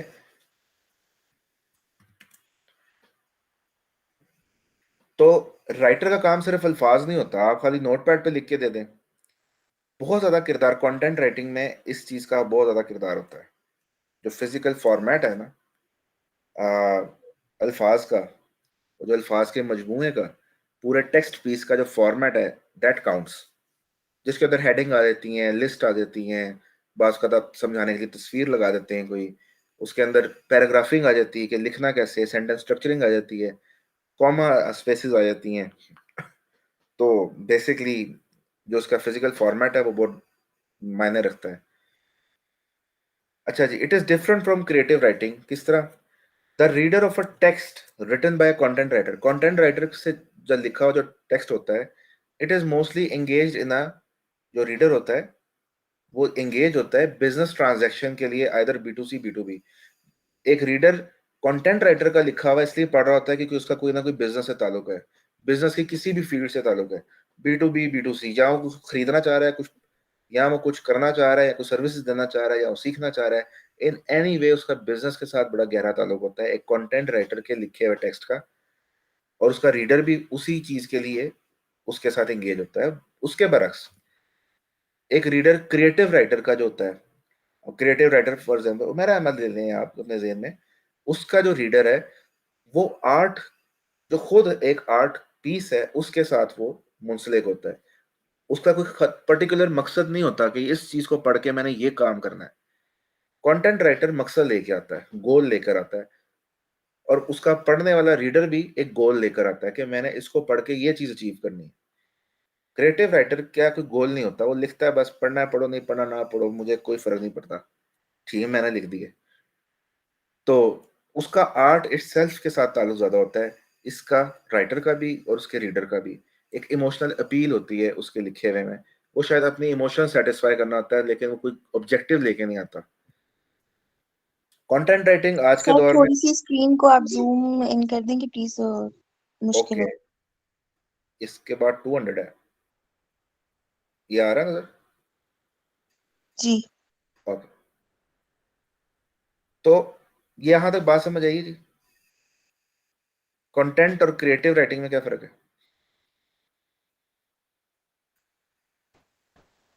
यस, कंटेंट होता है मतलब बिजनेस ऑडियंस के लिए, जी बिल्कुल। और जो क्रिएटिव है वो मतलब कोई भी एक मतलब एक सादा सा कंटेंट होता है, कोई उसका ऐसा पर्पस नहीं होता। एक सादा नहीं होता यार, उसकी तो ही ना करें। मतलब उसका, उसको पढ़ने वाला कोई ऑब्जेक्टिव लेकर नहीं आया होता कि मैंने इसको पढ़ने के बाद ये काम करना है, ठीक है, कोई एक्शन लेकर नहीं आता, वो उस आर्ट को एंजॉय करने आता है। इमोशनल रीजंस होती हैं। सर मैंने अक्सर पोस्ट देखी हैं जो जॉब पोस्ट करते हैं, तो उसमें लिखते हैं कि B to B content, B to B type of writing या इस तरह। तो उसका क्या होता है, वो किस तरह से डिफरेंट है कंटेंट राइटिंग से, जो वो स्पेसिफाई करते हैं इसको कि हमने बी टू बी हमें चाहिए राइटर। बेसिकली ना, ये थोड़ी सी होती है फंकी, इनफॉर्मल। इसके अंदर आप मैसिव ऑडियंस के साथ कनेक्शन जोड़ने की कोशिश कर रहे होते हैं, जिन्होंने, जिनके साथ आपने बिजनेस टर्म्स में नहीं आना होता। इसका मोस्टली पर्पस ये होता है कि आप उनके अंदर इंगेजमेंट क्रिएट करें ताकि वो आपके साथ मुंसलिक रहें, फैन बेस बने, और आप ई कॉमर्स टाइप, जो दराज कर है, दराज के साथ अगर आपने कभी परचेज किया तो दराज की ईमेल्स पढ़ा करें, दैट्स बी टू सी। उसका एक खास अंदाज है जिसके अंदर वो आपको, उसका वो कभी आपको हंसाएगा, कभी फनी पोस्ट भेजेगा, कभी वो आपको कोई ऑफर भेज देगा जो आपसे बड़ी मुतल्लिक होगी, ठीक है। ये बेसिकली ये एनवायरनमेंट्स होते हैं। एक ऐसी कंपनी जो B2C एनवायरनमेंट में काम कर रही है, उसका डेवलपमेंट कल्चर, प्रोग्रामिंग कल्चर, जो सॉफ्टवेयर डेवलपमेंट की जो उसकी टीम्स बैठी होती हैं, वो उसकी कस्टमर सपोर्ट, उसकी उसके जो बिजनेस डेवलपमेंट के लोग हैं, उसके CEO, वो एक डिफरेंट एनवायरनमेंट के लोग होते हैं। उनका उन कस्टमर्स के साथ ताल्लुक और होता है, उनका कंटेंट का प्रोडक्शन का रेट फर्क होता है, उनकी कंटेंट टाइप्स ही फर्क होती हैं, उनके मूड्स फर्क होते हैं, उनके पर्सोनास फर्क होते हैं, उनको अप्रोच करने की मेथोडोलॉजी सारी फर्क होती है। एक कंटेंट पीस जो निकल रहा होता है उसके पीछे रिसर्च वर्क ही डिफरेंट किस्म का होता है। तो बिकॉज उसका एनवायरनमेंट टोटली फर्क होता है B2B से, दैट्स द रीजन वो लोग सिंपलिसिटी की तरफ जाते हैं। इतना एक्सप्लेन करने से लोग गुरेज करते हैं। वो टर्म्स इस तरह की बोल देते हैं फिल्टरिंग के लिए, कि आपसे HR की कॉल आएगी, ये B2B में काम किया आपने, B2B राइटिंग की है, उनके लिए फिल्टर टर्म होती है। मैं भी उनको इतना पता भी नहीं होता वो बोल क्या रहे हैं, बट एक्चुअली ये एक एनवायरनमेंट्स होते हैं जिनमें काम करके आपको पता लगता है कि यार अच्छा, this is a different process of writing. Process बहुत फर्क है, इसकी डिलीवरी, उसका मैसेज फर्क है।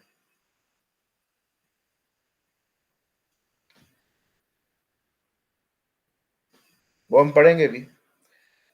स्नैप राइटर बेसिकली जो मैं जिस पे काम कराना है वो दोनों B2B पे भी काम कर रहा है, B2C भी कर रहा है। उसकी रीजन ये है कि जस्ट लाइक फेसबुक, फेसबुक के ऊपर B2C कस्टमर भी बैठा हुआ है, आम कंज्यूमर, जिसका काम है सिर्फ लाइक करना, पोस्ट, लोगों से बातें करना, शो लगाना। और वही बंदा उस फेसबुक का बिजनेस इंडिविजुअल भी है, कंज्यूमर भी है, बिजनेस भी है वो, क्योंकि उसको नहीं पता फेसबुक को, वैसे तो उसको पता है कि ये वाला बंदा अपना बिजनेस कब स्टार्ट कर दे। तो एक ही सॉफ्टवेयर दो डिफरेंट ऑडियंसेस को एक साथ एड्रेस कर रहा है, वो कर सकता है क्योंकि उसके पास डेटा बहुत है। वो एक फीचर बनाता है, उसको पता है यार मेरा ये वाला बंदा इस तरह यूज करेगा, दूसरा वाला बंदा इस तरह यूज करेगा। यही वाला बंदा अगर कंज्यूमर है, कल कोई अपना बिजनेस स्टार्ट करता है तो इसका यूजर बिहेवियर ये होगा। तो similarly snap writer is also B2B and both B2C, उसमें आपको दोनों एक्सपोजर मिल जाएंगे। आगे चलूं जी, कोई सवाल है? मानूर आपको समझ आई, या मैं थोड़ा सा और एक्सप्लेन जी कर दूं? आ गई समझ। अच्छा अच्छा, ठीक है। अच्छा जी, कंटेंट राइटिंग का ज्यादातर ताल्लुक होता है डिजिटल प्लेटफॉर्म्स के साथ। ट्रेडिशनल मार्केटिंग में भी कंटेंट राइटिंग यूज होती है, लेकिन जैसे मैंने कहा कि डिजिटल प्लेटफॉर्म्स ज्यादा क्रिएट होते जा रहे हैं कन्वेंशनल के हिसाब से। कन्वेंशनल में टीवी, रेडियो, ट्रेड शोज, ये चीजें थी। अब वो सारा कुछ आपका कन्वर्ट हो गया है ऑनलाइन। आपकी मीटिंग्स ऑनलाइन है, सेमिनार की जगह वेबिनार हो जाता है, ठीक है। क्लासरूम की जगह ऑनलाइन क्लासरूम्स आ गई हैं। जो वहाँ पे लेक्चर्स होते थे वो कोर्सेज बन के यूडेमी बन गया है, कोर्सेरा बन चुका है। Everything is now digitize. तो कंटेंट राइटिंग मोस्टली डिजिटल।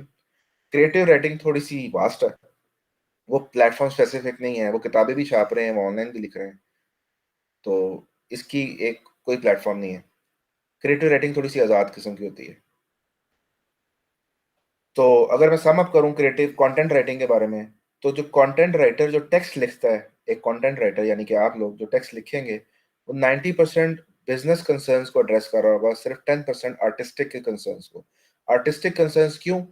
क्योंकि जैसे मैंने कहा कि अल्फाज तो लिखे जा रहे हैं और वो आर्टिस्टिक प्रोसेस से ही लिखे जा रहे हैं, तो उसके अंदर एक इमोशनल अपील हमेशा रहती है, ठीक है। कोई ना कोई इमोशन जरूर होता है। और जब इमोशनल कंटेंट बढ़ जाता है बिजनेस के अंदर, ये एक पॉइंट इसमें मिस है, बट वो ये है कि जब इमोशनल कंटेंट बढ़ जाता है बिजनेस के अंदर ही रहते हुए, तो वो कॉपी राइटिंग बन जाती है। तो यहीं से फिर एक चीज निकलती है कि copy writing is done for business to persuade someone to do any action. उनको परसुएड किया जाता है कॉपी राइटिंग के थ्रू। ये तो हो गया informational. Content writing is mostly informational, इसमें परसुएसिव राइटिंग नहीं होती, कन्विंस नहीं किया जाता। इसको लिखने के प्रोसेसेस बहुत फर्क है, इसको लिखने का प्रोसेस बहुत फर्क है। तो कॉपी राइटिंग बेसिकली कॉम्बिनेशन है तीन चीजों का। कंटेंट स्किल्स का, आपको इन जनरल लिखना आना चाहिए बिजनेसेस के ऊपर। आपको बिजनेस की सेंस होनी चाहिए कि बिजनेस होता क्या है, कंज्यूमर क्या होता है, ये दोनों आपस में किस तरह रिलेट होते हैं, बिजनेस बिजनेस के साथ ट्रांजैक्शन क्या पॉसिबिलिटीज हैं, तो बिजनेस की थोड़ी अंडरस्टैंडिंग आपके पास होनी चाहिए, और टेक्नोलॉजी की भी होनी चाहिए क्योंकि वो डिजिटल है।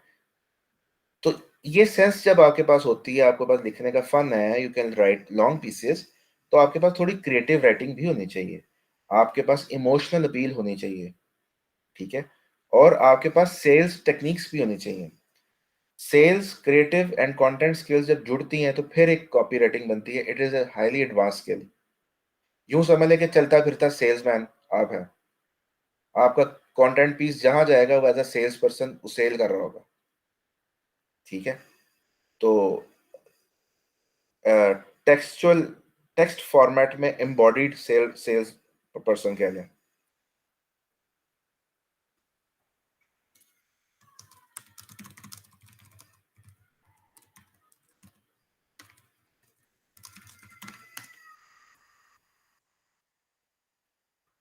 ठीक है, तो मैं तो अपने आप को एज अ सेल्स पर्सन ही समझता हूँ जब मैं कॉपी राइटिंग कर रहा हूँ कि यार मैंने और इसके ऊपर फिर मैंने मूवीज भी बहुत देखी हैं for understanding the sales process. एक अमेज़न की सीरीज है द मैडमैन, उसको लाज़मी देखिएगा अगर आपने सेल्स प्रोसेस समझना है कि what are sales, what is advertisement, ये दुनिया क्या है मार्केटिंग की। तो इसको देखिएगा, ये 1980s के ऊपर कहीं ये स्टेज्ड है ये सीरीज। तो ट्रेडिशनल, अगर आपको हिस्ट्री समझ आ जाए ना कि कौन सी चीज़ इब्तदा कैसे हुई है, तो आपको उसका आज समझ आ जाता है कि आज ये क्या है, ठीक है। तो ये द मैडमैन सीरीज अमेज़न पे लाज़मी देखिएगा, अमेज़न प्राइम पे। वैसे इसकी यूट्यूब शॉर्ट क्लिप्स भी हैं, तो उनसे भी आपको आइडिया हो जाएगा।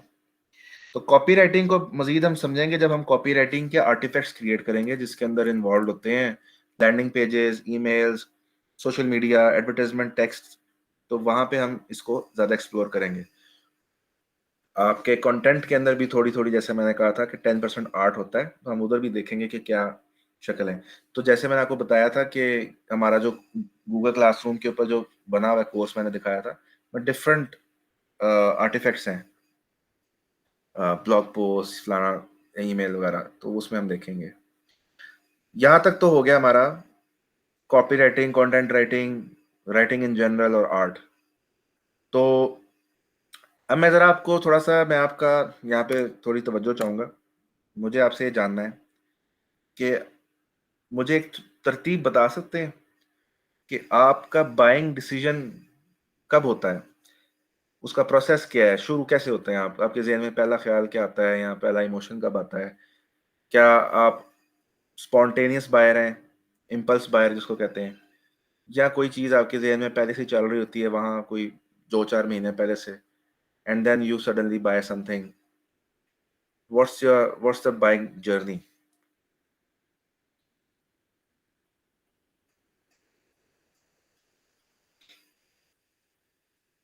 अगर मैं तरतीब से लिखना चाहूँ, क्या तरतीब क्या बनती है?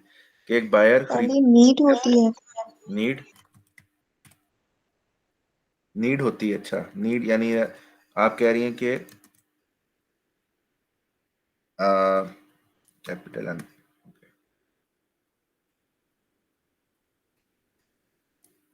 ठीक है, नीड होती है। फिर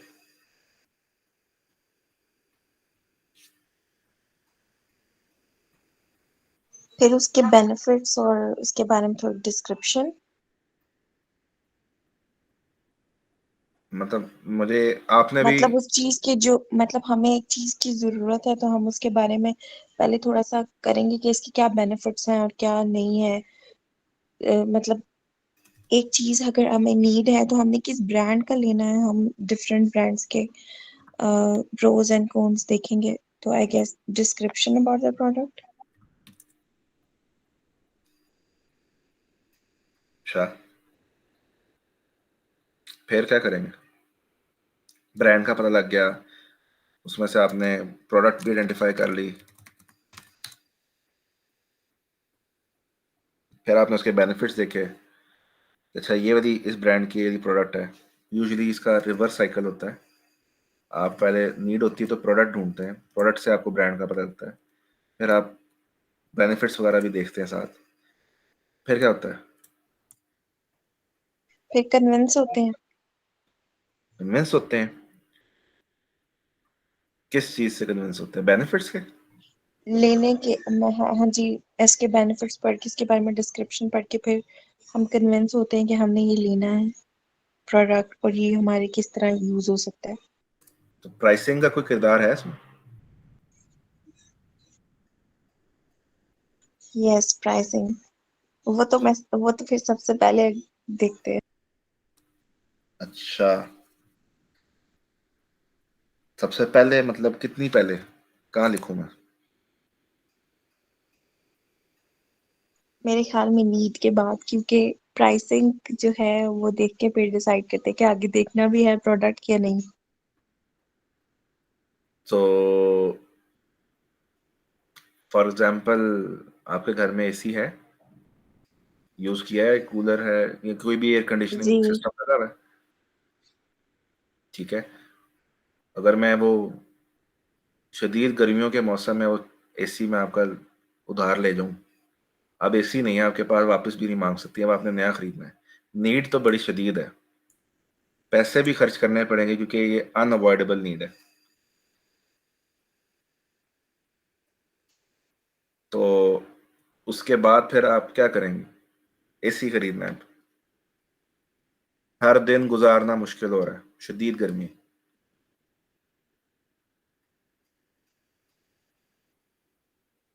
फिर सर्च करेंगे। सर्च करेंगे, किसी से पूछेंगे भी? यस, रिकमेंडेशंस भी लेंगे जिनके पास है ऑलरेडी उनसे।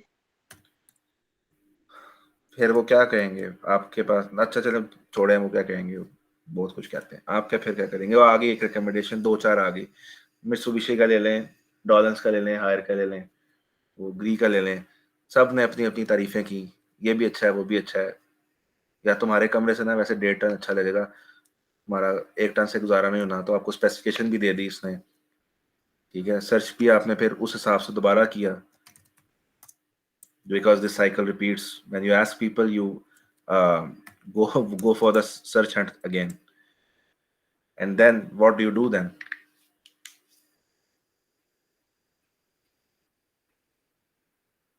फिर हम उनके आपस में प्रोज एंड कॉन्स को और प्राइसिंग को, सब चीजों को कंपेयर करेंगे जो हमारी नीड्स के साथ मैच कर और वो लेंगे। अच्छा,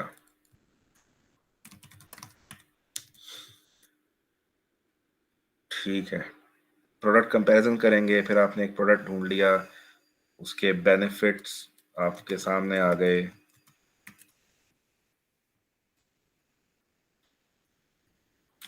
ठीक है, फिर आपने बेसिकली ये काम जो है आपका,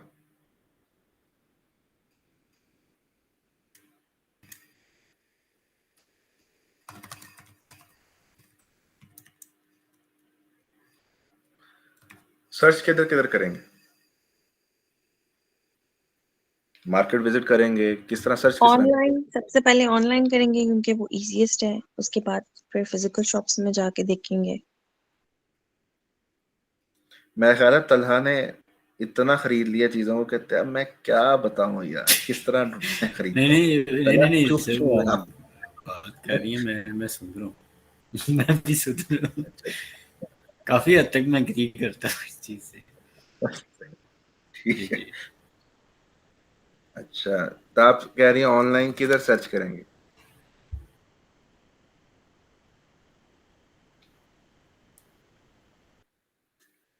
गूगल करेंगे, यूट्यूब पे गूगल जाएंगे, करेंगे, मार्केट प्लेस करेंगे, फेसबुक, द्राज पर, सोशल मीडिया वगैरह। या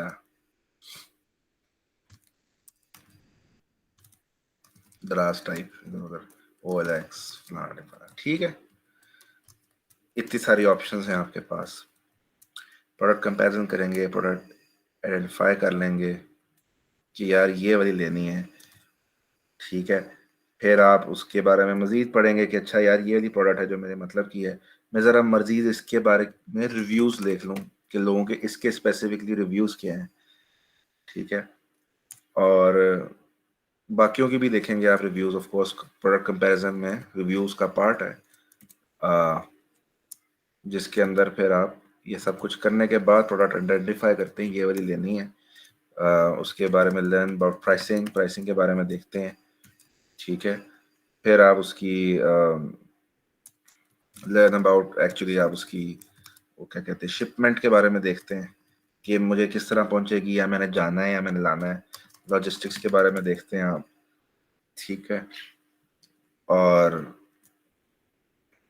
फिर आपने कहते हैं यार ये वाली प्रोडक्ट जो है ना ये कमाल है, ये वाली लेनी है। देन लेनी कहाँ से है? मैंने ऐसी बहुत सारी चीजें जो अभी तक ली नहीं, क्योंकि मैं अभी फैसला नहीं कर पाया मैंने लेनी कहाँ से। मुझे OLX से भी मिल रही है, मुझे दराज से भी मिल रही है, मैं जाके भी ला सकता हूँ। मैं ले नहीं पा रहा, मैं लूं कहाँ से? कौन है? सिदरा खान, ओके। तो फिर आप प्लेटफॉर्म चूज करते हैं वेयर टू बाय। म्यूट कर दें जी, थैंक यू। अस्सलाम वालेकुम सिदरत। हमारा काफ़ी सेशन आगे बढ़ चुका है, तो काफ़ी सारी चीज़ें हमने कवर की। Just to give you recap, हमने आर्ट ऑफ राइटिंग के ऊपर बात शुरू की हुई है। पहले मैंने असाइनमेंट्स इनकी रिव्यू की हैं जो इन्होंने सबमिट की थी, और उसके बाद फिर हम आर्ट को समझा, व्हाट इज़ आर्ट। फिर राइटिंग को समझा, राइटिंग क्या होती है। फिर हमने कंटेंट राइटिंग को समझा है, फिर कॉपी राइटिंग को समझा है। और अब हम देख रहे हैं कि कॉपी राइटिंग चूंकि ताल्लुक रखती है बेचने से, तो लोग खरीदते किस तरह हैं। तो अभी हम बायर जर्नी को समझ रहे हैं। अब तक हम 12 स्टेप्स को आइडेंटिफाई कर चुके हैं कि यूज़र 12 स्टेप्स लेता है कोई चीज़ खरीदने से पहले। तो अभी तक हम यहाँ तक पहुँचे कि लोग जब प्रोडक्ट ढूंढ लेते हैं कि ये वाली प्रोडक्ट है, तो वो ये देखते हैं खरीदनी कहाँ से है। जब उनको पता लग जाता है खरीदनी कहाँ से है, तो उसका भी डिसीजन उनके पास काफ़ी सारी चीज़ों पे होता है। प्लेटफॉर्म कंपैरिजंस होते हैं कि खरीदनी कहाँ से है। उसके अंदर वो चीज़ें देखते हैं जैसे कि ट्रस्ट एंड क्रेडिबिलिटी देखते हैं कि यार कहाँ से मंगवाएं। कस्टमर सक्सेस के बारे में देखते हैं, यार ये लोग रिटर्न पॉलिसीज पढ़ते हैं कि ये किस तरह हैंडल करते हैं। रिव्यूज़ इसके भी पढ़ते हैं कि हम किस शॉप से लें, ठीक है, डायरेक्ट जाके लें शोरूम से या कहाँ से। उसके बाद फिर हम ये देखते हैं कि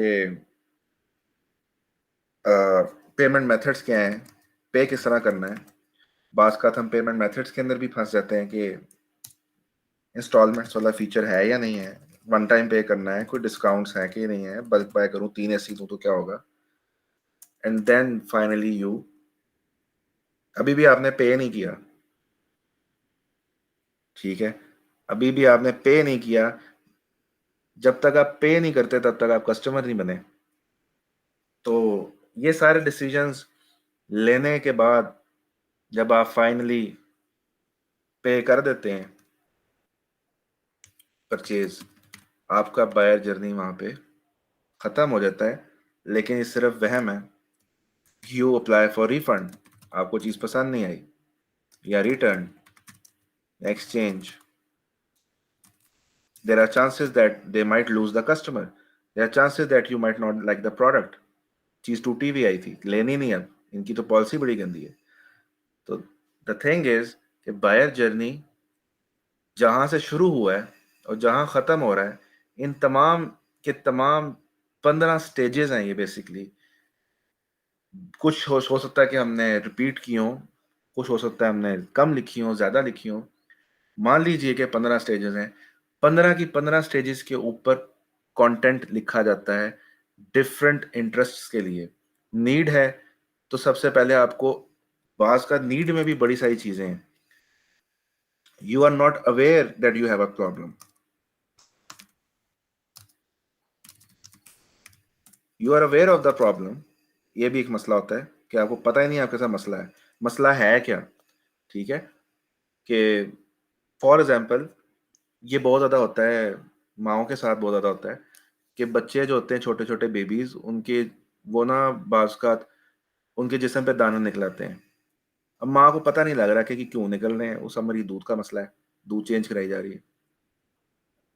तो फिर होता है अक्सर के घर में जो बड़ा होता है वो बताता है आके कि यार तुम ना बेशक सर्दी है लेकिन बच्चे को लपेट बहुत रही हो, गर्मी हो रही है इसको। तो वो उसके थोड़े कपड़े कम करवाती है तो पता लगता है बच्चा अब सेट हो गया। तो ये मैं वो मिसाल दी जिससे आप रिलेट कर पाते हैं, घर की मिसाल है। द थिंग इज कि you are not aware of the problem, that's the reason कि आप इस तरह के आर्टिकल्स बहुत ज्यादा लिखते हैं। 12 reasons you are not being able to run the business properly, ये वाले आर्टिकल्स इस स्टेज के होते हैं।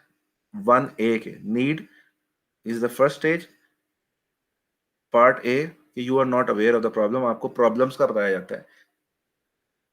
13 reasons you are losing your customers, और उनको पता ही नहीं कि ये रीजंस कौन कौन सी, इनको बताया था भाई ये भी रीजंस होती हैं, तो you are not aware of the problem. The second stage is you are aware of the problem,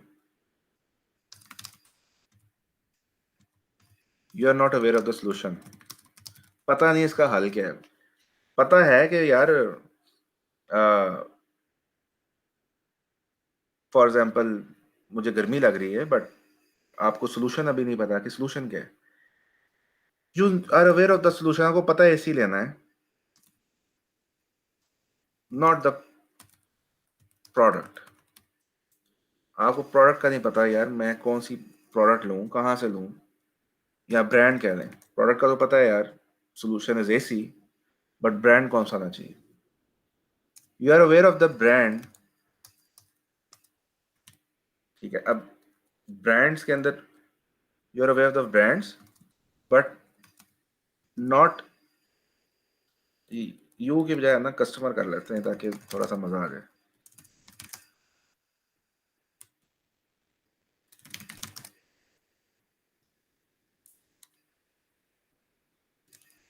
customers are aware of the brands but not your brand, आपके ब्रांड का नहीं पता उसको, ठीक है।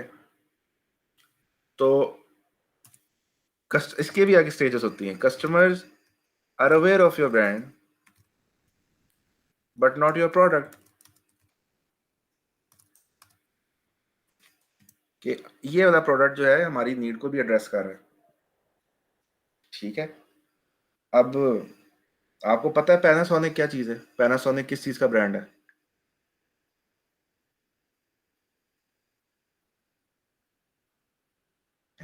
चले तो नहीं गए सारे? इलेक्ट्रॉनिक्स इलेक्ट्रॉनिक्स का ब्रांड है। जी। तो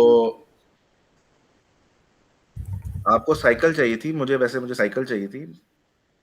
मैं जब मार्केट में गया मैंने पैनासोनिक की साइकिल्स भी खड़ी देखी थी, ट्रेडिशनल साइकिल, ठीक है। 2 मिनट में पैनासोनिक की साइकिल भी हुई है।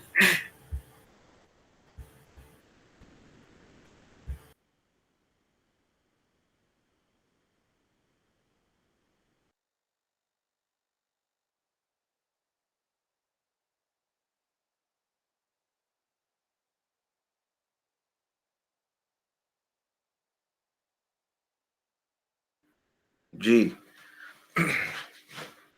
तो जी पैनासोनिक की साइकिल्स हैं। अब आई डिडंट नो दैट, मुझे वहां जाके पता लगा। I was aware of the brand, brand होता है यार, बट इसकी प्रोडक्ट मेरा मसला हल करती है, आई डोंट नो दैट। तो need is a complex thing, you need to identify आपका कस्टमर किस स्टेज पे है, तो आपको इन सारी स्टेजेस के ऊपर कंटेंट लिखना होता है। तो 15 तो मैंने अभी कम कह दी थी, ये जब मैं इनको भी ओपन करूंगा ये बहुत सारी चीजें निकलेंगी। तो हर स्टेज पे कंटेंट चाहिए होता है, तब जाके एक बाइंग जर्नी कंप्लीट होता है, ठीक है। अच्छा जी, अच्छा ये एक रीडिंग मटेरियल है, ये है कॉपी राइटिंग के ऊपर, ये मैं आपके साथ नोट शेयर कर दूंगा। आपको मैं बता देता हूँ, इसकी मैं डिटेल पॉइंट्स में नहीं जाऊंगा, ये आपका रीडिंग मटेरियल है कि ऐसी राइटिंग जो बेच सकती है। आपका जो सवाल था कैसे पता चलेगा कि कस्टमर हमारा पर्सोना की प्रॉब्लम क्या है, तो प्रॉब्लम आइडेंटिफिकेशन के ये सारे स्टेप्स हैं। आप प्रॉब्लम है किसी कस्टमर को, आप पहले उस चीज को हंट करते हैं। आप ये देखते हो कि यार ये प्रॉब्लम है बंदे को, फिर आप ये देखते हो कि अच्छा इसको जो प्रॉब्लम है इसके इफेक्ट्स क्या क्या हैं, किन किन चीजों को इसकी जिंदगी को खराब कर रहा है। फिर आप ये देखते हैं कि उसकी बिगर पिक्चर में क्या कैसे फिट हो रहे हैं, ठीक है। कि ये जो प्रॉब्लम उसको हो रहा है वो बिगर पिक्चर में कैसे, बिगर पिक्चर से मुराद उसकी और पर्सनल लाइफ के अलावा प्रोफेशनल लाइफ को कैसे इम्पैक्ट कर रहा है, ठीक है। या अगर प्रोफेशनल प्रॉब्लम है तो पर्सनल लाइफ को कैसे इम्पैक्ट कर रहा है। फिर आप ये देखते हैं कि वो बंदा उस प्रॉब्लम के साथ इमोशनली किस तरह अटैच है, क्या वो उसको ज़हनी तनाव दे रहा है, क्या उसको वो इमोशनल हिट दे रहा है इस तरीके से कि वो स्ट्रेस में आ रहा है, या वो सैड हो रहा है, या वो अफ्रेड हो रहा है, वो फियर के फीलिंग में आ रहा है, वो एग्जैक्टली कौन सा इमोशन उसके साथ अटैच हो रहा है उस प्रॉब्लम के साथ। फिर आप ये देखते हैं कि अगर ये प्रॉब्लम परसिस्ट करता है, आगे चलता है, तो उसका क्या हाल होगा, और अगर ये प्रॉब्लम खत्म हो जाता है तो इसका हाल क्या होगा। तो उसकी इंटेंसिटी मालूम करने के लिए आप ये चीजें, इस तरह के सवाल आप कस्टमर से पूछते हैं। फिर जब कस्टमर जवाब देता है तो वो उस प्रॉब्लम को किन अल्फाज में बयान कर रहा है, ठीक है, और अपनी तकलीफ को किन अल्फाज में बयान, वो वर्ड्स, वो उसकी नोयत, वो इंटेंसिटी, सारी प्रॉब्लम आइडेंटिफिकेशन में आती है। जब, और ये किस तरह आप लेते हैं, आप कस्टमर के साथ इंटरव्यूज करते हैं, आप सर्विस करते हैं, आप डेटा एनालिटिक्स अप्लाई करते हैं, आप user behaviour analytics, Google analytics is a UBA, user behaviour analytics, वो आप उसका एक पार्ट है गूगल एनालिटिक्स में ना, वो बताता है कि यूजर बिहेव कैसे कर रहा है आपकी प्रोडक्ट के ऊपर। फेसबुक तो प्रेडिक्ट कर सकता है कि आपका नेक्स्ट एक्शन आपकी पर्सनल लाइफ में क्या होना है, इतना डाटा है उसके पास, तो उसको पता है आपकी प्रॉब्लम्स क्या है। एज अ पर्सन वो तलहा, मानूर, हसन मलिक, जितने लोग हैं, उन सब के बारे में बता सकता है कि इसका नेक्स्ट एक्शन क्या है। गलत बताता है, सही बताता है, but it is now capable of commenting on those areas, ठीक है। ये इतनी बड़ी चीज होती है यूजर बिहेवियर। तो उसके बाद कुछ एप्लीकेशन इस तरह की बनाई जाती है, ट्रोजन एप्लीकेशन, जिनका काम होता है, वो गेम्स होती हैं या वो कोई इधर मासूमाना एप्लीकेशन होती हैं, जिनका काम होता है कि वो आपका यूजर बिहेवियर समझे कि यार ये इसको गुस्सा कब आता है, ये कब अपना टेम्पर लूज कर देता है, ये कब खरीदना, परचेज डिसीजन कब लेता है। इस तरह की एप्लीकेशन मार्केट में फेंकी जाती हैं just to gather user behaviour. वो फ्री होती हैं, आप यूज करें, आप इंजॉय करें, कोई टेंशन ही नहीं है। वो डाटा उठाना होता था मार्केट से। जब उसका बस, ऐसी कई प्रोडक्ट्स मार्केट में गूगल की तरफ से आई हैं, गूगल ने लॉन्च किए हैं, 3-4 साल बाद, 5 साल बाद बंद कर दिए। उनका मकसद पूरा हो गया, ना डाटा उठा लिया। तो ये सारी चीजें अब आप आइडेंटिफाई कर लेते हैं। फिर आप देखते हैं जो मेरा मेरा बिजनेस है या मेरी सर्विस है या प्रोडक्ट है, वो उस प्रॉब्लम को किस किस एरिया में जाके एड्रेस कर रही है, इन तमाम में किस तरह एड्रेस कर रही है, उसको फिर आप मैप करते हैं। एक एक फीचर को, एक एक सर्विस को आप उस प्रॉब्लम के तमाम इफेक्ट्स के साथ, इमोशंस के साथ, उनके वर्ड्स, वर्बिएज के साथ मैप करते हैं कि यार ये वर्बिएज मेरी प्रोडक्ट की है, ये फीचर्स हैं, ये सॉल्यूशंस हैं, और ये इसके प्रॉब्लम्स हैं। उसका डॉक्यूमेंट बनाते हैं, मैपिंग करते हैं, और उसके बाद आप कस्टमर की लैंग्वेज में ही बात करते हैं। एक उसकी पर्सोना क्रिएट करते हैं कि यार ये बंदे का ना ये सारा माइंडसेट है, ये इसको जिंदगी से मसले हैं, ठीक है, और ये इसको प्रॉब्लम है अपनी प्रोडक्ट के साथ, या मे बी वो he is not happy with your product, आप ही उसकी जिंदगी का मसला है, मे बी वो आपकी प्रोडक्ट से खुश नहीं है। ये भी आप एक कस्टमर रिटेंशन के अंदर बात करते हैं। जब आप ये कर लेते हैं, फिर आपकी ईमेलिंग, आपकी कंटेंट पीसेस, ये सारे आपके रीडिफाइन होते हैं, और उनके अंदर जो आप कंटेंट में चीजें इस्तेमाल करते हैं, सारी डिवाइसेस हैं, ठीक है। आप उसकी अटेंशन गेन करने वाली चीजें डालते हैं, गुड न्यूज, वार्निंग, इस तरह के कुछ टर्म्स आप यूज करते हैं। इमोशंस इनकलकेट करते हैं वो वाले जो कि उसके इमोशंस होते हैं। मे बी वो पावर पावर फील करना चाहता है किसी चीज को एक्वायर करके कि भाई मेरी अथॉरिटी है, ठीक है। कंफर्ट फील करना चाहता है, शुक्र है सुकून आया यार, ये प्रोडक्ट मेरे पास आ गई। फेम लेना चाहता है, यार मैं तो बड़ा मशहूर हो गया हूँ, मुझे लोग जानने लग गए जब से मैंने प्रोडक्ट यूज करना शुरू की है। मनी, मेरे पास पैसा आना शुरू हो गया। तो इमोशंस एसोसिएट करना चाहते हैं गेन या लूज के, या तो कोई उनके पास पॉजिटिव इमोशन एसोसिएट करना या नेगेटिव। आपने इसका तायुन इनसे करना है। ये मैंने आपको ना एक फ्रेमवर्क दे दिया है, ये आप जहां भी अप्लाई करेंगे ना, इंशाल्लाह आपका प्रोडक्ट का जो लॉन्च है ना, मैं आपको एग्जांपल देता हूँ एक रिपेयर्स की। ये मैंने कैंपेन के साथ की थी। नेट तो नहीं चला गया, अच्छा के नहीं डाला। इनका एक फीचर है फोन सिस्टम, इसकी पूरी मैंने कैंपेन बनाई थी, ईमेल समेत पूरा थीम बनाया था, वीडियो प्रोडक्शन हुई थी ये सारी, और इसकी पूरी कस्टमर सपोर्ट के साथ मैंने इनके डॉक्यूमेंट्स वगैरह बनाए थे। इसके ऊपर मैंने एक जो थीम का जो मेरा मैसेज था वो ये था, मैं आपको दिखाता हूँ। ये put an end to customer, put an end to what's your ticket number calls, ये थीम था। अब ये शायद आपको बड़ा मायूब सा लग रहा है, यार ये क्या बकवास सा थीम है, बट चूंकि ये उस कस्टमर बेस के लिए था, it became one of the second biggest revenues of that company. ये कैंपेन इतनी हिट हुई थी, ठीक है। तो ये मैंने इसके ऊपर बहुत रिसर्च की थी, इन्हीं सारी मेथोडोलॉजी से। मैंने इसके ऊपर सिर्फ 2.5 हफ्ते सिर्फ डाटा गैदरिंग की थी और इंटरव्यूज लिए थे लोगों से। उसके बाद मैंने 2 दिन के अंदर कैंपेन सारी बना दी थी और अप्रूव करवा के फिर उनके फाइनल फॉर्मेट्स निकाले, फिर वीडियो प्रोडक्शन हुई। 2 वीक्स ओनली रिसर्च, एक लफ्ज नहीं लिखा था मैंने। तो this is the framework, these are the devices. इनमें से आप 2 डिवाइसेस पकड़ लें, कोई सी 2 पकड़ लें, कोई सी 3 पकड़ लें। ये बेसिकली डिफाइन करता है कि आपका मेथड क्या है। मैं तरीका वारदात जिसे कहते हैं शाम सरवर, तरीका वारदात क्या है, घेरना कैसे कस्टमर को। आपको बाय द टाइम इनको पढ़ लीजिएगा, इनकी एग्जांपल्स देख लीजिएगा, लेकिन बाय द टाइम आपका ना एक तरीकेकार बनेगा। जी, आपने हाथ रेज़ किया, बताएँ। सर लेट अस सपोज के हमने कॉपी राइटिंग करनी है किसी लैंडिंग पेज की, जी। तो ये सब किस तरह इसमें फिट होगा? कुछ ज़्यादा सब नहीं? नहीं होगा। कौन-सा सब? ये 5 नंबर वाला या ऊपर से नहीं लेके नहीं, क्या? ये सारा ये जो मतलब problem identification, data analytics, customer review, क्योंकि वो अक्सर यही लाइनें होती है ना कि जी customers are not happy, if you not happy so वो कॉल टू एक्शन नीचे कोई बटन दिया होता है, तो बड़ा वो ट्रिकी सा उन्होंने डाला होता है अंदर। ये कौन है? उन्हें कौन है? किन्होंने डाला था?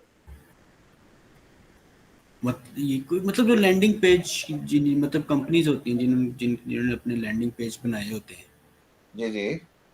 तो उन्होंने ये बड़ा वो क्या कहते हैं एक वो उनकी बड़ी अट्रैक्टिव कॉल टू एक्शन होती है, तो लेकिन उनकी प्रॉब्लम स्टेटमेंट जैसे आपने वो ये आपने एक प्रॉब्लम स्टेटमेंट ही बताई है ना, ये इधर ही है रिपेयर डेस्क के नीचे है जो हाँ, आपने वो बताया कि हाँ ये तो ये एक प्रॉब्लम स्टेटमेंट भी है ना कि put an end to what your ticket number, ये उनकी एक प्रॉब्लम स्टेटमेंट आपने बताई है।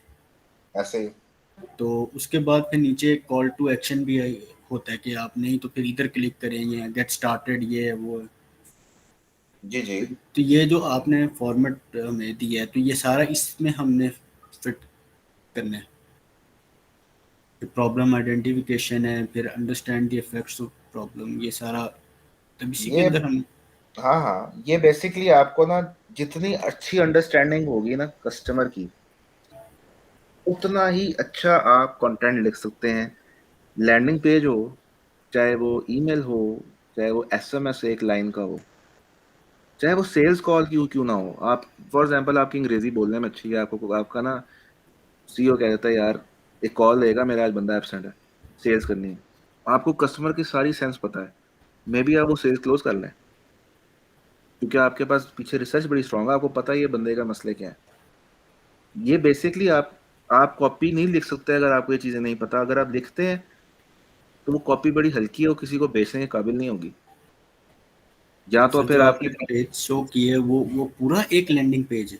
हाँ, ये पूरा मैंने हाथ से लिखा हुआ है जी, इसकी एक-एक चीज़ मेरी खुद, इसकी मैंने इमेज यहाँ लगाना है या वीडियो यहाँ लगानी है, यहाँ बटन होना चाहिए, यहाँ पे ये वाला सीटी होना चाहिए, यहाँ पे ये सारे डिसीजन मेरे अपने हैं एज़ अ राइटर। अच्छा, यहाँ पे ये वाला टेक्स्ट होना चाहिए। तो ये सिंपलीफाई। ये इस पूरे का ये पूरा लैंडिंग पेज है। हाँ, ये पूरा लैंडिंग पेज है। अच्छा अच्छा। प्राइसिंग भी इसके अंदर है, हर चीज़ है, सारे सवाल हैं, ये एफएक्यूज़ हैं, ये फॉर्म फिलिंग है, इसमें फॉर्म फिल करके अपना इंटरेस्ट शो करते हैं। द थिंग इज़ कि एक-एक डिसीजन इसमें मेरा है कि मैंने कौन-सी चीज़ किस तरह रखवानी है। तो मुझे क्यों पता है? क्योंकि मुझे पता है कि यूज़र अगर इतने मसलों से गुज़र रहा है और वो इन सारे तरीक़ेकार से के बाद वो खरीदता है, तो मैंने उन सारी चीज़ों को एड्रेस करते हुए आया हूँ। उसका सबसे बड़ा मसला इस यूज़ केस में था कि उसको अपनी कम्युनिकेशन सिम्प्लीफाई करनी थी। ये एक फ़ोन सिस्टम है, उसके पास मल्टीपल नंबर से ये बहुत ज़्यादा डिफरेंट ना बिज़नेसेस, मार्केटिंग के नंबर और होते हैं, कस्टमर सपोर्ट के और होते हैं, ठीक है? और एसएमएस भेजने के और होते हैं, 3-3 फ़ोन इनके पास होते हैं। हमने इनको फ़ोन बना के दिया था, तुम एक फ़ोन रखो, सब जगह यूज़ करो। तो हमारा इसके बहुत सारे फीचर थे, तो मैंने आपको आसान करके बता दिया। हमारी कंपनी को नहीं पता था हमने जो बनाया उसका मेन फीचर क्या है। ये मैंने इनको बताया था कि आपका मेन फीचर ये है, ठीक है? उसमें बहुत सारे फीचर, मैं इस पे सीईओ के साथ बैठा, सीईओ ने मुझे एजुकेट किया कि यार देखो हमारे ना ये मेन फीचर ये हैं। हमने एक्चुअली मार्केट में रिसर्च की थी, जिस तरह आप कर रहे हैं हमने भी की थी। हमें लगता है कि हमारे टॉप फीचर ये 3-4 हैं। मैंने जाके वैलिडेट किया तो वाक़ई वो थे। मैंने क्रॉस उसको किया। उस 3-4 में से मैंने सिर्फ़ एक फीचर पकड़ा था, वो ये वाला था जिसके ऊपर पूरी कैंपेन बनाई थी। मैंने कहा फीचर तो एक ही मार्केट होगा, ज़्यादा नहीं होंगे। इस तरह कस्टमर कन्फ्यूज़ हो जाएगा कि मैं खरीदने क्या आया हूँ। 10 चीजें खरीदने हो कि एक, तो फिर हमने इस चीज को मार्केट किया था जो कि इसका मिनी फीचर था, लेकिन उसके प्रॉब्लम इफेक्ट्स बहुत ज्यादा थे, ये वाले। उसकी जिंदगी बहुत ज्यादा मुतासर हो रही थी इससे। बेशक हमारी जान किसी और फीचर पे लगी है ज्यादा, ठीक है। लेकिन उसकी जिंदगी मुतासर इस फीचर से ज्यादा हो रही थी। फिर हमने पूरी कैंपेन इस पे बनाई थी और बाकी फीचर उसके नीचे डाल दिए थे। तो इस तरह की हम, ये जरूरी नहीं कि हर जगह इसी तरीके से लैंडिंग पेज बनेगा। इट डिपेंड्स कि कस्टमर की प्रॉब्लम क्या है, ये जानना आपके लिए सबसे ज्यादा शदीद जरूरी है। ठीक है, तो जब हम इंशाल्लाह आएंगे ना इस तरह के कंटेंट लिखना शुरू करेंगे स्नैपराइटर के अंदर, तो उसके अंदर ये चीज मैं आपसे करवाऊंगा, आपको मैं कस्टमर कॉल्स भी करवाऊंगा, कस्टमर से जाके आप पूछेंगे सारे सवाल, तो और जब वो वो हमारी बताएगा। मतलब ये रिसर्च मेथडोलॉजी होती है कि हम या कस्टमर को कॉल करके पूछते हैं। बिल्कुल बिल्कुल बिल्कुल जी। आप कस्टमर से खुद भी कॉल करते हैं, कस्टमर सपोर्ट टीम बैठी होती है उससे भी मिलते हैं, सेल्स टीम बैठी होती है उससे भी मिलते हैं, सीईओ होता है उससे भी मिलते हैं। तो ये रिसर्च, बास कंपनीज ऐसी होती हैं अपने कॉपी राइटर को ना उस मुल्क में भेज देते हैं जिस मुल्क के लिए वो लिखने लगे हैं, उसको वो स्पॉन्सर करते हैं कि आप जाएं उस मुल्क में, जाएं उस कंपनी में जाके टाइम गुजारें, फ्री हमारी तरफ से होटलेंगे, खाना पीना, वहाँ पे गाड़ी में घूमें फिरें, जो मर्जी करें। द थिंग इज वो जिंदगी जी के आए जो हमारा कस्टमर वहाँ जी रहा है, ताकि जब वापस आप आए तो हम उसको बेच सकें। ये इस लेवल तक काम होता है, ये इतना क्रिटिकल काम है। और अगर कोई कहता है ना, राइट, कोई भी क्लाइंट आपको कहता है यार ये मेरा वेब पेज लिख दे, कुछ भी लिख दे, ठीक है, इट मीन्स कि वो अपने बिजनेस के साथ इतना सिंसियर नहीं है, कह रहा है कुछ भी लिख दे, या फिर उसको आइडिया नहीं है कि इसका प्रोसेस क्या है। तो एक दफा उसको प्रोसेस जरूर समझाना है कि उस्ताद ये काम ऐसे नहीं होता, I need to understand the market, I need some time to do research, मैं तुमसे कुछ सवाल भी पूछूंगा, मुझे तुम उस पर गाइड भी करोगे, फिर मैं जाके लिखूंगा। अगर तुम्हें तो वो कहता है नहीं यार बस just do it, I know how to do it, ये 4-5 बातें लिखनी, जरा अच्छी अंग्रेजी में लिख दो, कहना ओके ठीक है। एंड ये इट मीन्स कि वो अपने ठीक है। बिजनेस का, जी जी, बोले बोले। एंड ये कस्टमर वही हैं जो होते हैं जिन्होंने मतलब ईमेल मार्केटिंग के थ्रू ऑप्ट इन किया होता है, या कोई भी जो कंटेंट मार्केटिंग या इनबाउंड मार्केटिंग होती है, उनको हाँ हम जी, रीच आउट करके ये सर्वे निकालते हैं या डाटा निकालते हैं। मतलब ये ये हमारी मार्केट रिसर्च यही होती है। अगर तो आपकी प्रोडक्ट है जिसके ऊपर कस्टमर आ रहा है, तो आप अपनी टूल्स यूज करते हैं उस कस्टमर को समझने के लिए। ये डिटेल मैं आपको बाद में दूंगा किस तरह, क्योंकि अभी ना प्रोडक्ट आपके सामने है, ना टूल है, ना कुछ। ठीक है। उधर ही फिर आप, अच्छा, सर्वेज आप करते हैं different social media groups join करके, रेडिट के, कोरा के, वहाँ पे सवाल फेंक फेंक के उल्टे सीधे, माइंड टेस्टिंग के कि लोग किस तरह जवाब देते हैं इस चीज़ को, तो आपको मार्केट का आइडिया हो जाता है। फिर आप कुछ फीचर लॉन्च करके भी करते हैं, कुछ एडवर्टीजमेंट्स भी करते हैं बाज़ का, ये भी एक चीज़ होती है। आप एडवर्टीजमेंट कैंपेन्स भी चलाते हैं जिसके अंदर आप अपना कोई कंटेंट पीस मार्केट में लेके जाते हैं और देखते हैं लोग किस तरह इसको रिस्पॉन्ड करते हैं। ठीक है, उसमें बेशक सर्वे भी लगा दें, और जो लोग रिस्पॉन्स दे देते हैं फिर आप उसके साथ इंटरव्यू कॉल करते हैं। वो कैसे करनी है, वो भी एक अलग चीज़ है कि लोग को वो कन्विंस कैसे करना है कॉल्स के लिए। तो डिपेंड करता है आप किस बिजनेस में, किस सिनेरियो में, सिनेरियो टू सिनेरियो चेंज होता रहता है ये। बाज़ का तो आप अपने ये सारे सवाल सेल्स टीम को दे देते हैं, यार तू सेल्स पे जा रहा है, एक काम कर ये 2-4 सवाल भी पूछ लें, ठीक है, मेरा भला हो जाएगा, मेरा कंटेंट सही हो जाएगा। ठीक है, अगर अगर वो सेल्स टीम है ही नहीं, के लिए आप ही राइटर है, तो फिर आपको ये बाकी डिजिटल तरीके इस्तेमाल करने पड़ते हैं। ठीक है। तो it's a mix and match of the scenario के उस वक्त। ठीक ठीक है सर। Thank you. तो ये जी आज का सेशन हमारा यहाँ तमाम होता है। असाइनमेंट आपकी ये है कि अब आपको मैंने बता दिया है कि वेंसडे को मैं आपसे एक्सपेक्ट कर रहा हूँ कि इस आर्टिकल को आप लिखें। आपको मैं ले रहा हूँ 800 वर्ड्स का टारगेट दे रहा हूँ, एटलीस्ट 800 वर्ड्स हों, ऊपर जितना मर्जी जाए। आपने उसी आर्टिकल के अंदर व्हाट इज कंटेंट मार्केटिंग आप लिख रहे हैं।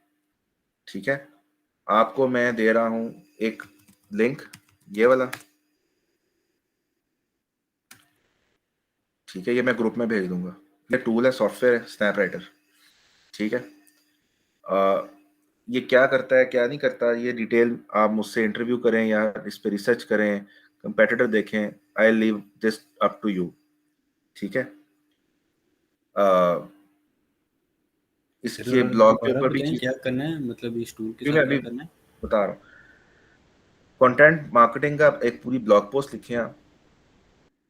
उसके अंदर सबसे पहले आपने ये करना है कि उसके अंदर जो हेल्प वाली जो चीज थी ना, एक एम्पथी वाली चीज, कि किसी का एहसास करके बतानी चीज, स्टोरी टेलिंग मोड, कॉन्टेक्चुअलाइज करके आराम से एक एक चीज को टाइम देके समझाया।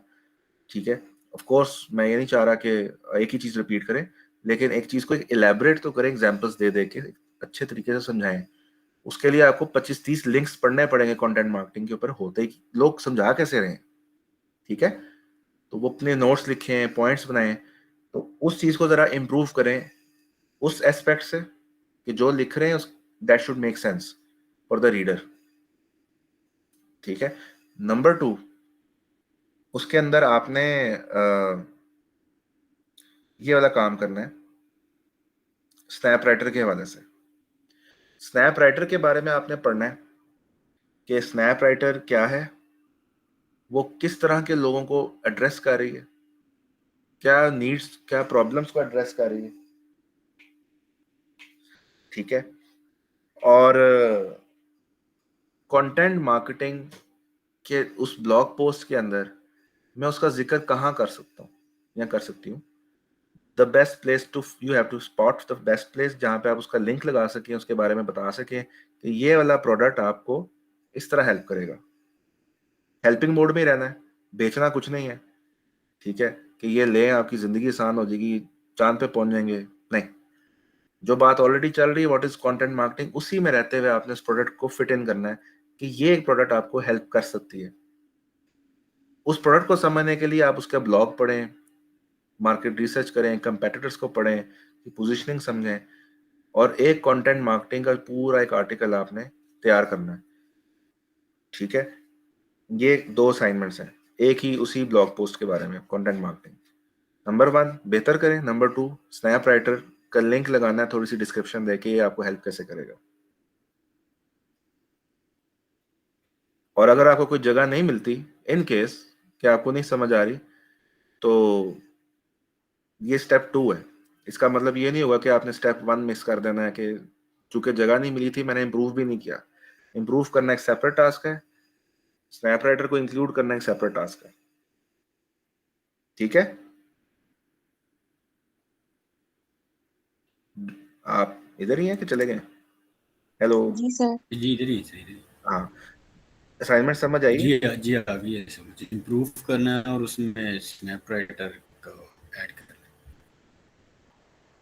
जी, आपको क्या लगता है ये जो मैंने आपको अभी बताया है, how much time would you need to complete this kind of 800 words article? ये दोनों चीजें अगर करनी है, क्योंकि आज आपने लिखा है, थोड़ा आइडिया तो आपको हो गया होगा दोनों को, यार मुझे इतना टाइम लिखने में, इतना टाइम रिसर्च में लगता है।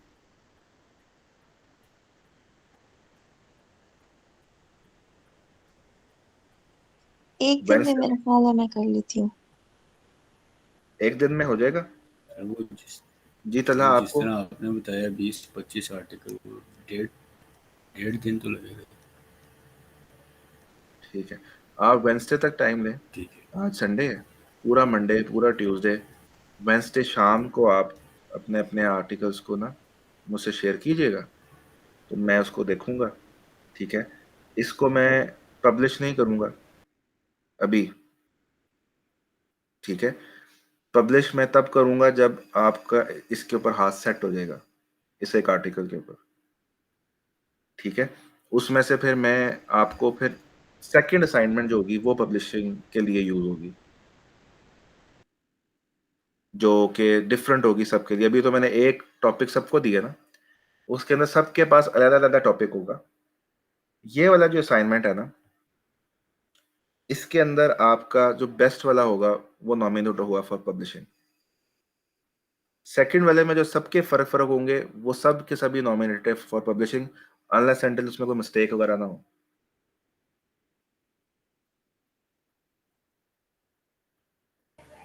ठीक है सर। कोई क्वेश्चन, कोई मसला, कोई राय? All okay? Thank you sir for your time. बहुत अच्छा समझ आया था कल भी और आज भी। जज़ाकल्लाह जी, बस पूछते रहिएगा। कहीं भी कंसर्न हो, कुछ आप बता दीजिएगा मुझे, I am there to help. बाकी सिद्रा खान ने ज्वाइन किए, खामोशी से आई हैं, खामोशी से अब जाने लगे हैं, तो बहरहाल ठीक है जी। अस्सलाम वालेकुम सर। वो लाइट का इशू था तो मैंने इस वजह से बस मैं सुन ही रही थी बातें। ठीक है, वालेकुम सलाम, कोई इशू नहीं। ठीक है, समझ आना जरूरी है। ठीक है जी, मैं सेशन को एंड कर रहा हूँ। Thank you very much for your time. कोई मसला हो व्हाट्सएप में, मैं always there, just message me and I answer to you. ठीक है, ठीक है sir. I am ending the G session. Sir. Okay जी, अल्लाह हाफिज। अल्लाह हाफिज।